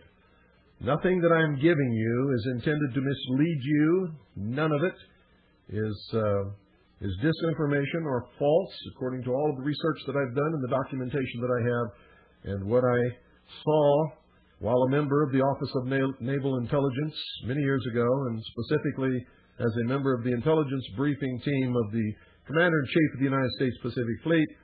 Everything that I'm telling you is absolutely true, correct, is documented and sourced, is the product of not only what I saw in the Navy, but many, many years of research, not only by me, but the members of all of the organizations which I head and other prominent researchers throughout the country and even the world. So this doesn't just come from me, ladies and gentlemen. It comes from many people. Many of us duplicate the research in order to make sure that we are correct. And you had better take heed, folks, because an awful lot of work, many years a lot of risk and exposure to danger and hurt, terrible hurt, is the result of the information that we have discovered. Some of us have been attacked, beaten. Some of us have been killed. Some of us have been terribly slandered and libeled in order to keep the public from learning what I have been delivering to you over the last 2 days and will continue in this broadcast today. Most of you have no conception of what the reality of the world on a political and social and economic level really is. You're wrapped up in your families and in your work, and you think that that's all that you need to do because you've elected somebody that you trust and you've sent them off to represent you. And they will never do you wrong. And it can't happen here in the United States of America. But folks, you're wrong, and that's exactly why it is happening here, because whether you want to admit it or not, or whether you like it or not, you have abdicated your responsibility as the watchdog, as the sovereign citizen in this country. And so those who can be corrupted have been corrupted. Those who would not be corrupted have been framed, have been libeled, have been slandered, have been shunted to the side, shifted out of government over the years. This may shock you, ladies and gentlemen, but it is the truth. Listen to me very carefully. A one-world socialist government is the stated and avowed policy of the United States government. The United Nations didn't spring up out of some bubbling pool of goo back in some swamp somewhere. The United States created the United Nations. And if you don't believe that, you get into your history books and you'll find out that it's absolutely true. And the members of the United States government that we sent to create the United Nations and participate in the writing of the United Nations Charter later were arrested, tried, convicted, and were sent to prison as members of a subversive group of spies acting on behalf of the Soviet Union, members of the Communist Party, the most prominent, two of which were Mr. Chambers and Mr. Alger Hiss. The United States State Department wrote the policy in the document known as State Department Publication 7277, which for those of you who have not seen it, includes an introduction by President Truman, who was a 33rd degree Freemason of the Scottish Rite, which admits the United States government's world government policy. State Department Publication 7277 further outlines the merger of the military of the United States with the military of the Eastern Bloc nations, what used to be known as the Warsaw Pact or the Soviet Union, as a world peacekeeping force under the United Nations as the ultimate goal of the foreign policy of the United States of America. NATO, that's the North Atlantic Treaty Organization, NATO, is a part of the United Nations. It is not a separate force, and it is not a force of the United States of America. NATO is a part of the United Nations and was created under its auspices according to the United Nations Charter and at the approval of the United Nations Security Council. It's all in the treaty, ladies and gentlemen, which you have never read. The Warsaw Pact was also a part of the United Nations and was also created under its auspices according to the United Nations Charter. The Cold War was a scam perpetrated between two military organizations, NATO and the Warsaw Pact, in order to create a diversion, an illusion, if you will. You see, they both belong to the same organization, the United Nations. They were both overseen, run by, and ruled by the United Nations and the United Nations Security Council. There was never any danger of war between the United States of America and the Soviet Union. The Cold War, in fact, was a scam which allowed both governments to levy large taxes which were used to develop the technology and experiment with techniques which will be combined to control the population of the world. The inclusion of Warsaw Pact nations as new members of NATO today, now, as I speak, is the initial stage of Phase 2 of the merger of forces outlined in State Department publication 7277. And the purpose, the real purpose, for the illusion of the fall of the Soviet Union was so this could be brought about and so that the West could be deceived into disarming. President Kennedy presented the plan to disarm the nations and people of the world to the United Nations. The United States planted the seed of an European Union, nurtured that idea, and has supported its formation. When the leader of the USSR banged his shoe on his desk at the United Nations and screamed, quote, "We do not have to invade the United States. We will destroy you from within," end quote, he was absolutely correct. Those of you alive at the time who were watching television and reading your newspapers and paying attention know that that was Nikita Khrushchev who made that statement and banged his shoe on that desk.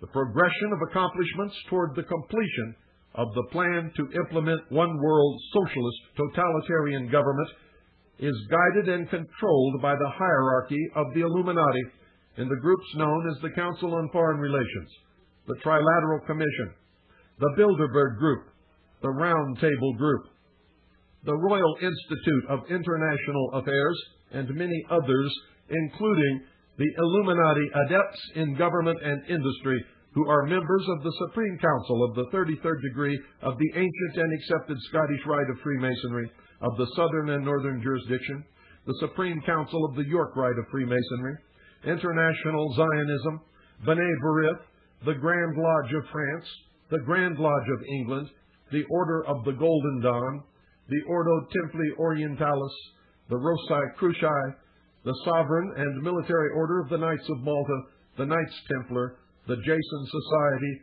the Vatican, and many others too numerous to list. And if you want to see a list of all of these secret organizations, which will literally blow your mind, and you can go directly to their sites on the internet and read their own teachings and writings and philosophy and goals and everything else, go to our webpage, which is harvest-trust.org. That's harvest-trust.org. You don't need www. It's just http://harvest-trust.org. Click on the occult link on our homepage, and when you're finished there, click on the Secret Societies link in the occult page, and you will see that these organizations are so numerous, it will absolutely amaze you, especially those of you who have always thought that these secret societies were some kind of popular myth and they don't really exist and they don't really do these things. Well, folks, most of them admit it in their own words, and you can read it yourself, so just do that.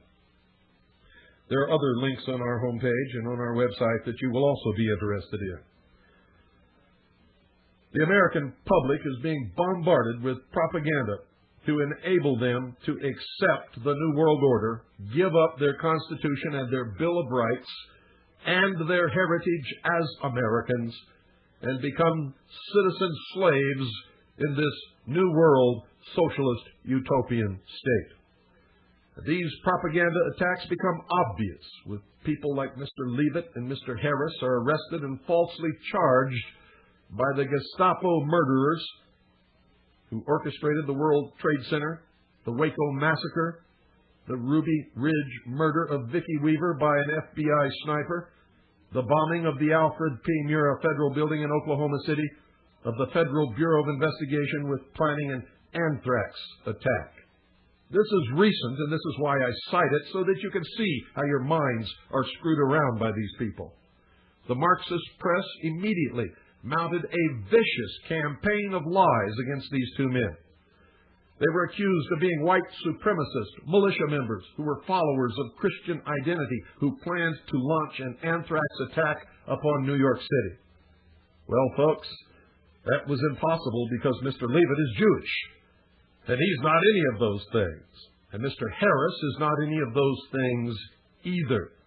The truth is that they were attempting to manufacture a vaccine which could be used to protect the general population from just such an attack.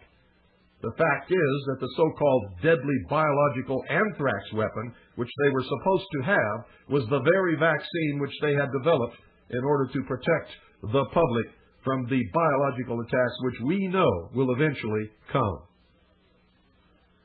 Mr. Harris is a microbiologist. This is not the first time that they have tried to put him in prison on false charges, ladies and gentlemen. They don't want us to have protection against what they also know is coming.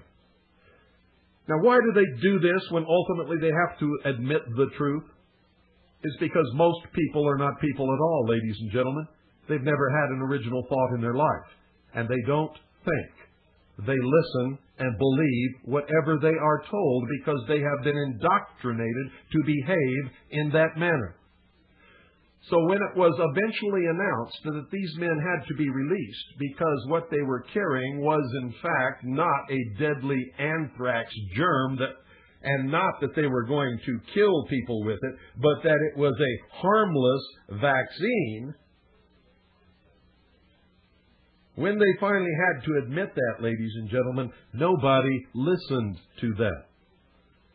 The only thing that most of the sheeple in this country and around the world will remember is that two men were arrested in Las Vegas with a deadly anthrax germ, a biological weapon, with which they were going to attack and kill hundreds, maybe thousands, maybe even tens of thousands of people. It was all a lie. And this happens all the time, ladies and gentlemen. Do you remember the attack upon the Patriots? The people who love this country and would be willing to give their life in defense of the Constitution for the United States of America, and have always been the ones who have fought and died for freedom and for this country throughout the history of the United States of America. Do you remember that right after the Oklahoma City bombing, remember the vicious Marxist press attacks against these people and against the lawful and constitutionally organized militia in this nation, which have been a part of this nation, which are spelled out in the law, which have fought most of the battles of this nation throughout the history of the United States of America, were responsible for freeing the slaves in the Civil War, were the ones who fought the revolution to create the United States of America? Do you know why these people are being attacked, ladies and gentlemen? Even though eventually the Federal Bureau of Investigation admitted in a press conference that patriots and militia members were not involved in the bombing of the Alfred P. Murrah Federal Building in Oklahoma City, most of you still think that they were. And the press still tries to hammer that in, to make you believe it. Just last Sunday, ladies and gentlemen, on CNN, they did a special, ladies and gentlemen, about a man in Utah who would not stop for a police officer, a man who has a long history of being a Nazi, a real Nazi, and of making statements that he would love to kill the FBI and all kinds of other things. They did a special on him, and they left you with the impression that he is a Patriot militia member. American patriots are not Nazis, ladies and gentlemen. American patriots do not act like this man does. This was intentional propaganda. He is not a part of any militia in this country. And I can tell you that with absolute certainty because I am one of the top leaders of the militia in this country. In fact, I am the director of the intelligence service of the 2nd Continental Army of the Republic Militia.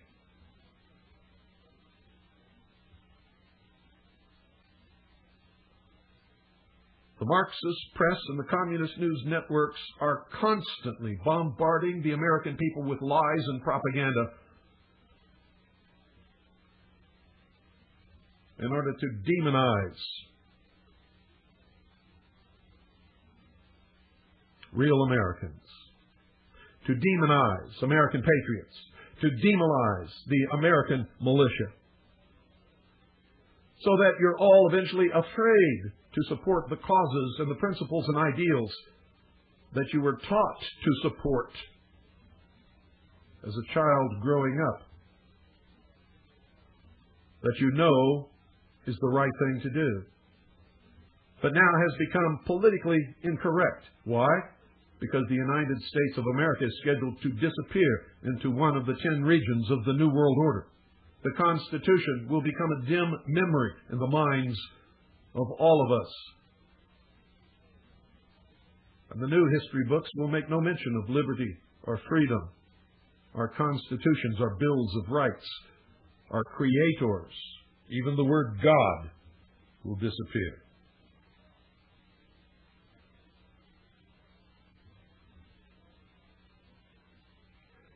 Politicians, ladies and gentlemen, are controlled through the accumulation of dossiers by the Federal Bureau of Investigation, by the way, which has absolutely no constitutional foundation or authorization for its existence. The Internal Revenue Service, which is a legal fiction, which does not exist as an agency of the United States government or as an agency of the Department of the Treasury. If you don't believe me, check the United States Code for the organization of the Department of the Treasury or the organization of the entire United States government. You will not find the Internal Revenue Service listed anywhere as a part of any organization of the United States government or as an agency of the United States government. The Central Intelligence Agency, the Mossad, MI6, which is British Foreign Intelligence, the Anti-Defamation League of the secret society known as B'nai B'rith, the KGB, and other Illuminati-controlled organizations. These dossiers are used to blackmail these politicians into towing the line. Those who do not have incidents in their past that allow control by blackmail are put in positions by one or more of the above organizations that know how to manipulate human nature better than you can possibly even imagine. And it results in one or more incidents which will allow control by blackmail of these people. If they step out of line even once, something is handed to the press or brought out on the news that causes that person tremendous embarrassment and could and sometimes does result in the end of their political career.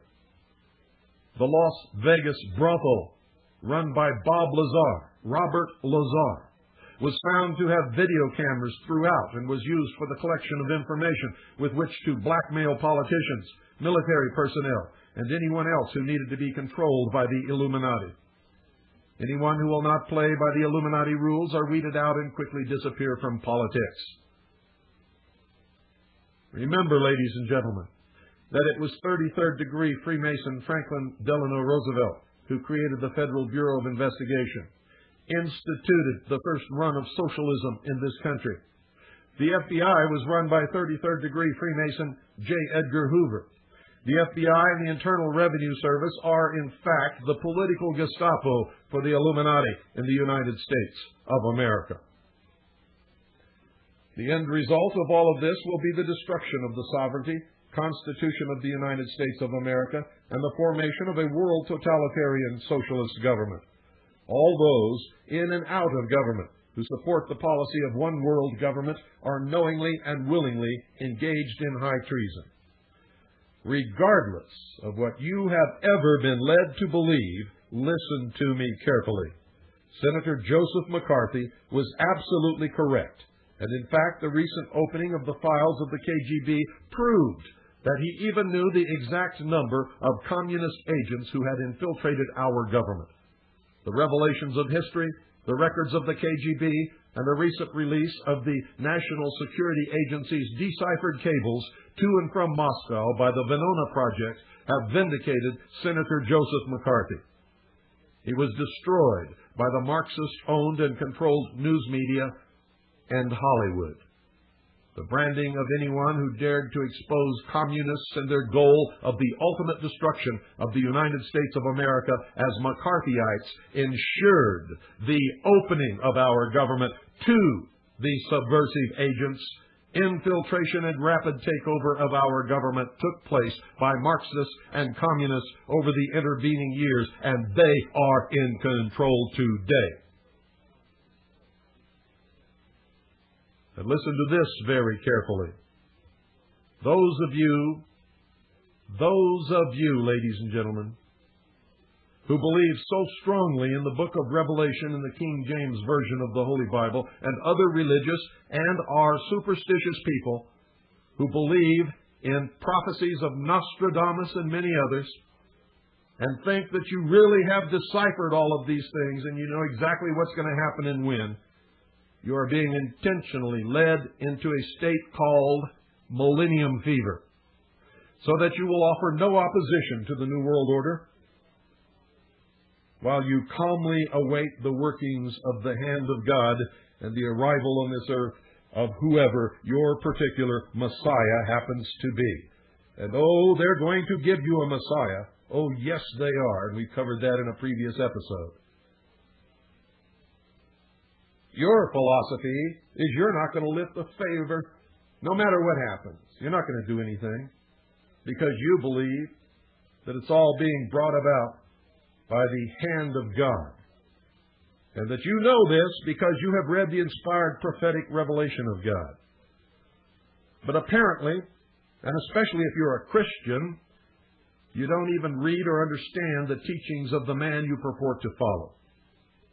Jesus said this, and I'm paraphrasing it, but I'm absolutely accurate, that when you think He is coming, He will not be here. He said He would come like a thief in the night, and even the elect will be fooled. Well, ladies and gentlemen, fools abound. I see books all over the place purporting to be explaining to you what's going to happen in the near future, deciphered from the prophecies of Nostradamus, all telling you what I'm telling you, but telling you that you cannot resist it because it is the fulfilled prophecy, the prophetic revelation of God.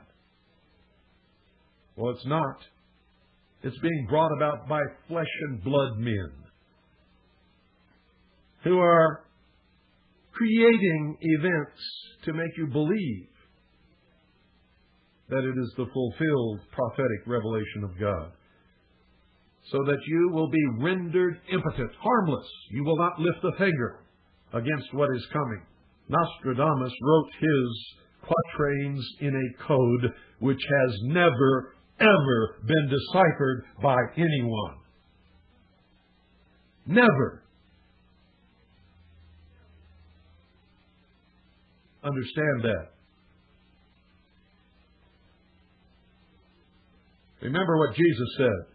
Even the elect will be fooled. That is also repeated in the book of Revelations. Even the elect will be fooled. And I know that most of you think you're the elect, and I can tell you right now, you have definitely been fooled. And there's more, ladies and gentlemen, much, much more, as you will come to realize on your own over the coming months and years, especially if you have listened to these broadcasts beginning Monday and continuing through today. You will be able to recognize things now that you could not recognize before. The news will make more sense to you, and you will begin to understand what's happening in the world and why. You wonder how all this comes about. Well, it's pretty simple, folks. And if you don't believe me, believe the President of the United States of America, President Woodrow Wilson. He said this, quote, "There is a power so organized, so subtle, so complete, so pervasive, that they had better not speak above their breath when they speak in condemnation of it," end quote. Woodrow Wilson said that, President of the United States, trying to give us some idea of what is happening. Those of you who think that history is boring, you're going to find the future extremely exciting because you thought history was boring, because those who do not learn from history are doomed to repeat it. History is replete with whispers of secret societies, accounts of elders or priests who guarded the forbidden knowledge of ancient peoples, prominent men, meeting in secret, who directed the course of civilization, are recorded in the writings of all people. Plato spoke of his initiation in the Great Pyramid at Giza, where he went in and came out a god. Do you understand what I'm telling you? The oldest of these is the Brotherhood of the Snake, also called the Brotherhood of the Dragon, and it still exists under many different names. The Brotherhood of the Snake is devoted to guarding the, quote, secrets of the ages, end quote, and to the recognition of Lucifer as the one and only true God. Now, of course, that's a metaphor, ladies and gentlemen. If you do not believe in God, Lucifer, or Satan, you must understand that there are great masses of people who do, and who believe in and follow the metaphor which they represent. I don't believe in racism, but millions do, and their beliefs and actions based upon those beliefs will always affect me. Especially me, because I'm married to a Chinese woman, and we are the brunt, the target of racist attacks. We know all about it. And whether I believe in it or not, it still affects me, because somebody else does. So don't dismiss something because you don't believe in it. If somebody else believes in it strongly, especially a lot of people, it's going to affect you, especially if they come in to any power whatsoever. It is clear, ladies and gentlemen, that religion has always played a significant role in the course of these organizations.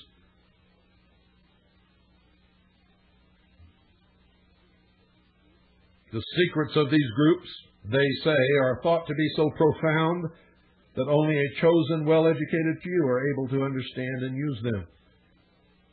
These men use their special knowledge for the benefit of mankind. At least that is what they claim. But if you follow their machinations throughout the history of the world, you'll find that death and destruction follows their manipulation of the human race. I can find no benefit. Only death, destruction, pain, suffering, tears, and poverty. And how can we take their word for anything, since their knowledge and actions are secret? Fortunately, folks, due to people who diligently research and dig, people like me and many others, some of it has become public knowledge. I found it intriguing that in most, if not all, primitive tribal societies, all of the adults are members of secret societies. They are usually separated into male and female groups. The male usually dominates the culture. Surprisingly, this exactly resembles many civilized secret societies. It can only mean that the society is working not against established authority, but for it. In fact, could be said to actually be the established authority. And I'm going to tell you that today that is absolutely correct.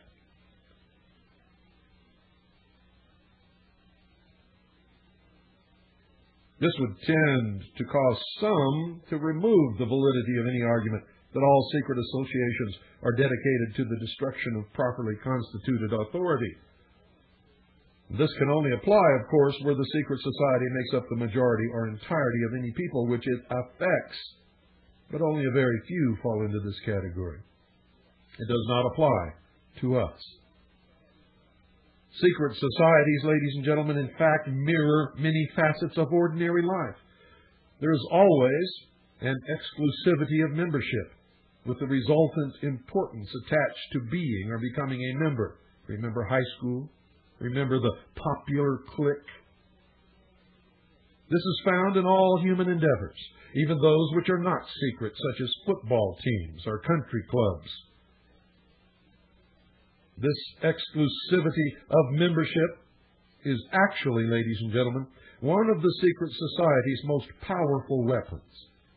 There is the use of signs, passwords, and other tools.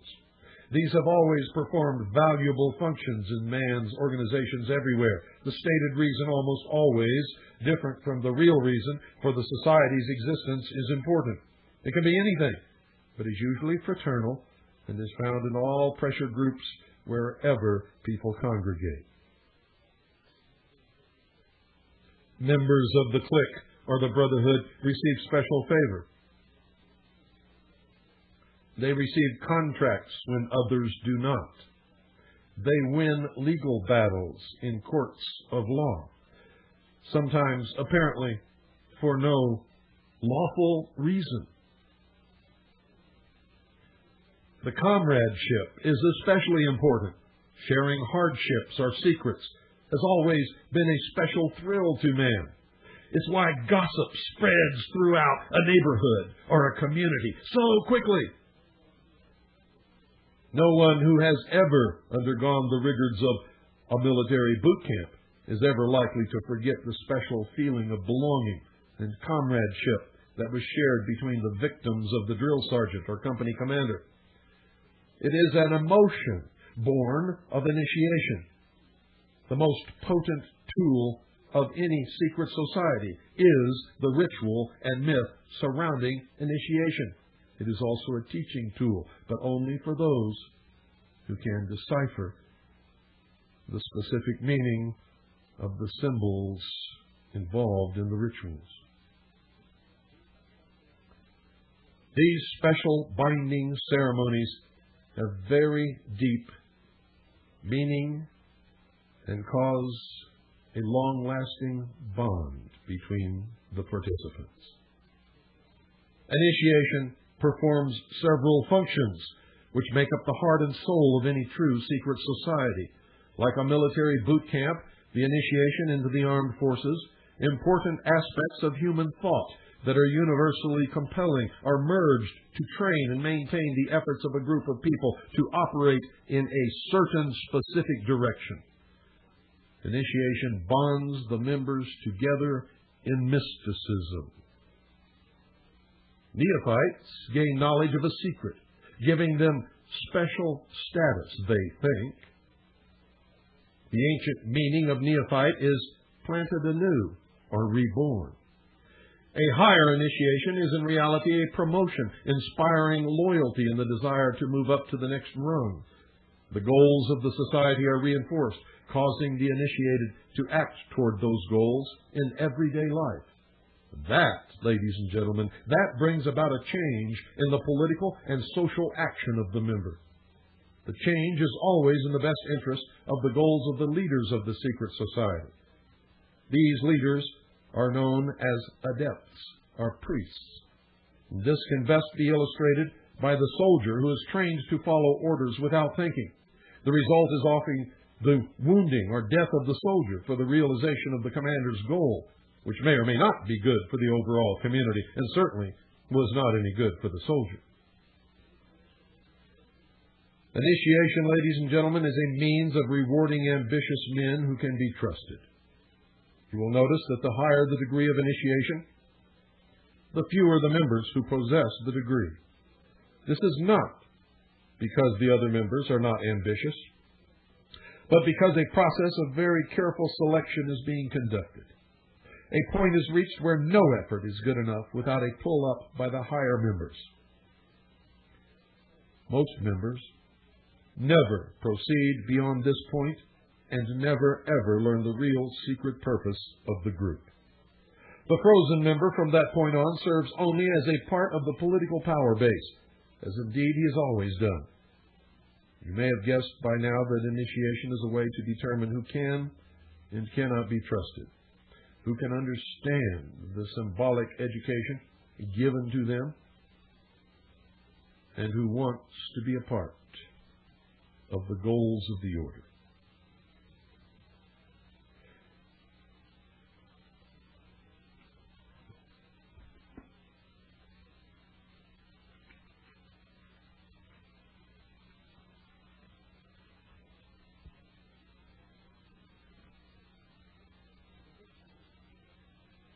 The mystery is that religion is but a tool to control the masses. Knowledge or wisdom is their only God, through which they believe man himself will become God.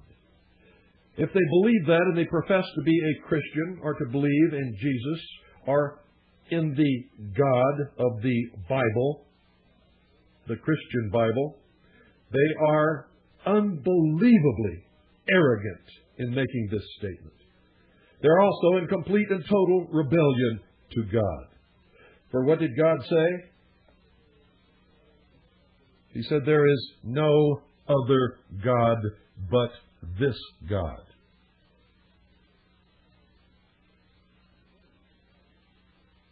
You'd better read your Bible if you're a Christian and you believe that someday you're going to become a God. If you're a member of these secret societies and you profess to be a Christian, you cannot be both, because one is a lie and the other is the truth.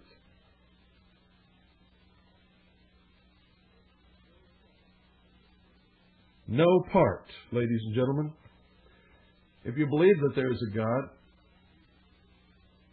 you must believe that if there was nothing in the beginning and God created everything that there is, the only thing that there was to create everything with was God. So therefore, each individual human being must have, and as Jesus said on more than one occasion,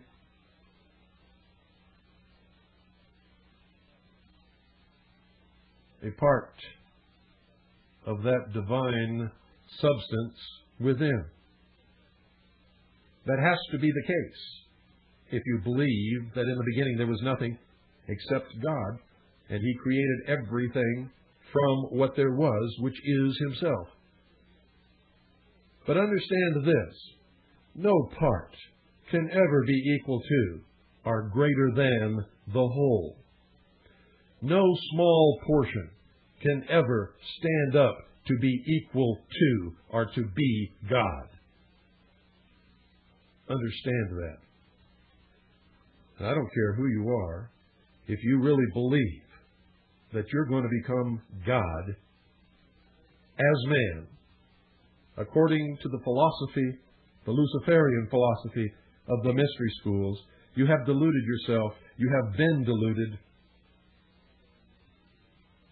And someday you're going to understand just exactly how much you've been deluded. Shirley MacLaine ran along the beach, shouting into the wind, "I am God." Ladies and gentlemen, Shirley MacLaine gets up in the morning just like every other woman on this earth. She looks in the mirror and she says, another wrinkle! Oh, no!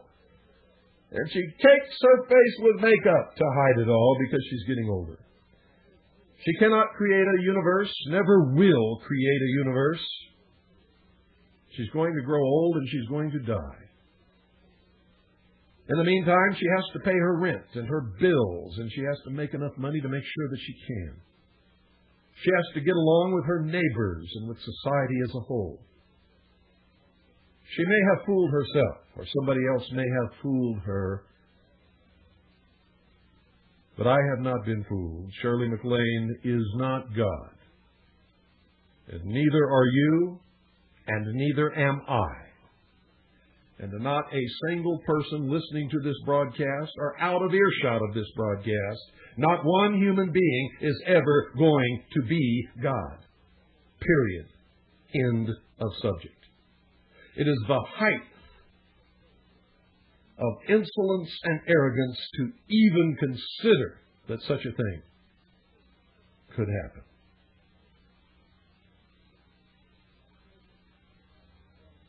The snake and the dragon, both the symbols of these societies, are ancient symbols of wisdom. Lucifer is nothing but the personification of the symbol, the metaphor, so to speak. In the Bible, it was Lucifer who tempted Eve to entice Adam to eat of the tree, or the fruit of the tree of knowledge, and thus free man from the bonds of ignorance according to their belief. Now remember, the worship, which is a lot different from study of knowledge, science, or technology, is Satanism in its purest form. And its God is Lucifer. Its secret symbol is the all-seeing eye in the pyramid. Ladies and gentlemen, undesirable effects of secret societies and their aura of mystery has sometimes given them the reputation for being abnormal associations, or at the very least strange groups of people. But whatever their beliefs are, those of the majority, they are no longer considered antisocial. A good example is the Christian Church, which was at one time a secret society persecuted by the government of Rome under the Roman Empire. In fact, the open, friendly secret society actually ruled most, if not all, of the known world at one time after that. Most secret societies are generally considered to be antisocial. They are believed to contain elements that are not liked or are outright harmful to the community in general. At least that used to be the case. And it is exactly the case in some instances. For instance, communism and fascism are secret societies in many countries where they are prohibited by law. The Nazi Party in Germany sprang out of the Tool Society, which is a secret society created by the old Teutonic Knights who escaped the persecution as members of the Knights Templar. How many of you knew that? How many of you knew that the Nazi Party sprang out of the Tool Society, that Adolf Hitler was a member and follower of the occult tradition of the mysteries? In this country, the Nazi Party and the Ku Klux Klan are secret societies due mostly to the fact that the general public is disgusted by them. Their activities are sometimes illegal, thus the secrecy of their membership. The early Christians were a secret society because Roman authorities considered them from the start to be dangerous to imperial rule. The same was true of the followers of Islam. At least some of these true believers working in secret accomplished what would turn out to be the eventual good of society. The Drusid and Yazidis in Syria and Iraq consider the Arabs a dangerous secret society dedicated to the takeover of the world. The Arabs today think the same of the Jews. Catholics and Freemasons used to have precisely the same ideas about each other. And in many primitive or backward societies, initiation into the highest degrees of the group involved subjection to trials which not infrequently resulted in death or insanity for the candidate. It can be seen, ladies and gentlemen, that social right and wrong is not the yardstick in estimating the value of a secret society. In Borneo, initiates of hunting societies consider it meritorious and compulsory to hunt heads. In Polynesia, infanticide and debauch were considered essential for initiation into their societies, where the tribal code needed members who indulged in these things as pillars of society. Now, since the beginning of recorded history, governmental bodies of every nation have been involved with maintaining the status quo to defend the establishment against minority groups that sought to function as states within states, or to oust the constituted authority and take over in its place. A good many of these attempts have succeeded, but have not always lasted. Man's desire to be one of the elect is something that no power on earth has been able to lessen, let alone destroy. People will go to the most unbelievable lengths in order to do something that they know is wrong, if they believe that their friends and neighbors and relatives will approve of it.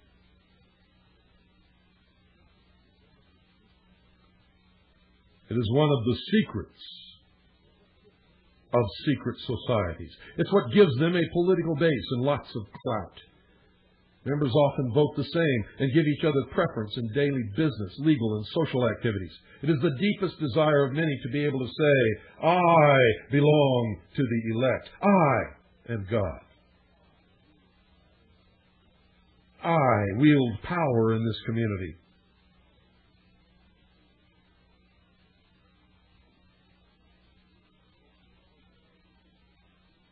The most important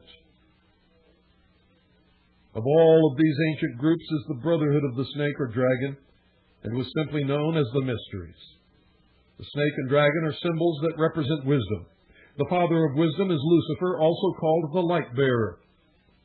The focus of worship for the mysteries was Osiris, another name of Lucifer. Osiris was the name of a bright star that the ancients believed had been cast down onto the earth. The literal meaning of Lucifer is bringer of light, or the morning star.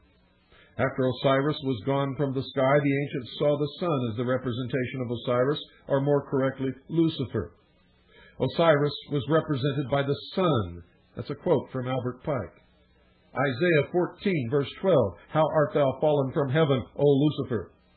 Fred Giddings, Symbolism and Occult Art, said, "It is claimed that after Lucifer fell from heaven, he brought with him the power of thinking as a gift for mankind." Most of the greatest minds that ever lived were initiated into the society of mysteries by secret and dangerous rites, some of which were very cruel. Some of the most famous were known as Osiris, Isis, Sabazius, Cybele, and Eleusis. Plato was one of these initiates, and he describes some of the mysteries in his writings. Plato's initiation encompassed 3 days of entombment in the Great Pyramid. None of the Great Pyramids were ever tombs, ladies and gentlemen. They were always, from the beginning, temples of initiation. Plato's initiation encompassed 3 days of entombment in the Great Pyramid, during which time he died symbolically, was reborn, and was given secrets that he was to preserve. For the 3 days he lay in the sarcophagus, and that's the true purpose. Plato's writings are full of information on the mysteries. Manly P. Hall stated in his book, The Secret Teachings of All Ages, that, quote, "The illumined of antiquity entered its pyramid of Giza portals as men.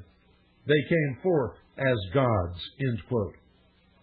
I say they came forth as men, deluded to believe that they were gods. The ancient Egyptian word for pyramid was kuti, which meant glorious light. Mr. Hall says also, quote, "The pyramids of the great Egyptian temples of initiation," end quote.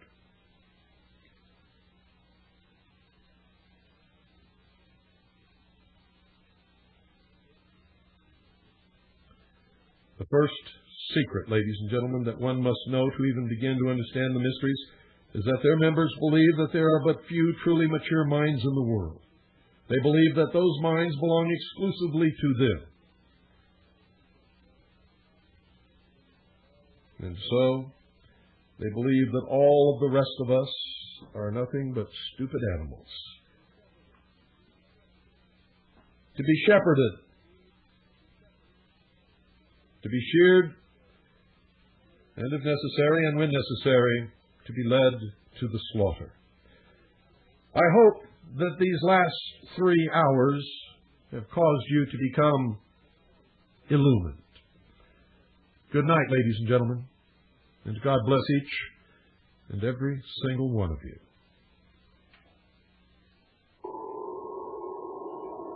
All of a sudden, in the middle of the night, there's a loud knock on your door. Hey, honey, something's not right. Throw out your arms. Step on past. We're here from the government. We're here to help you. And I'm from the IRS with a power to tax. If you've got a complaint, send us the facts. Get out of this house. Serve your judges. Give me your gold. You better obey if you want to hold. Answer this and do what you're told.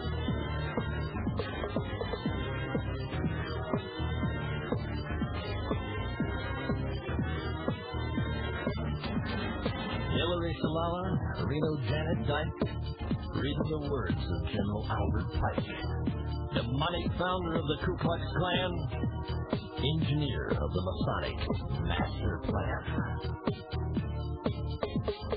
Pike said Lucifer is God across this land, and Clinton saying take the mark in your right hand. While we're all dancing to the drums of the Fourth Reich, Clinton's preparing it for another huge tax hike. Order out of chaos, depression, inflation, create the panic and rape the nation. Crisis creation. Incite black and white. Program agitation. You're surrounded by the UN in white and blue, the ATF, the men in black, and the one world order. But it's not new. Iron Mountain, computer beasts, and cattle mutilations. Black projects, UFOs, and weird genetic combinations. The Nazi doctors didn't die? Come on, get hip. They came here with the OSS through Operation Paperclip. National ID, debit card? Yeah. Vaccination biochip, milk carton kids, genetic engineering. Clinton says her health plans for you and your own good. Sure. And Adolf Hitler's Robin Hood. Masonic mind manipulation. Inciting riots, it's crisis creation. Biochip implantation. Vaccinate your kid for UN identification. This is a test for all of us. So I have today just one simple request. A comprehensive package of healthcare benefits that are always there and can never be taken away. Atmospheric, social illusion, media hype, plan confusion. Masonic religion, it's a liar. Got you praying for a Luciferian Messiah. You've been listening to the Hour of the Time with yours truly, William Cooper. Be sure and tune in tomorrow at the same time for another broadcast of the Hour of the Time. You're listening to 101.1 FM Eager, your nonprofit community service radio station.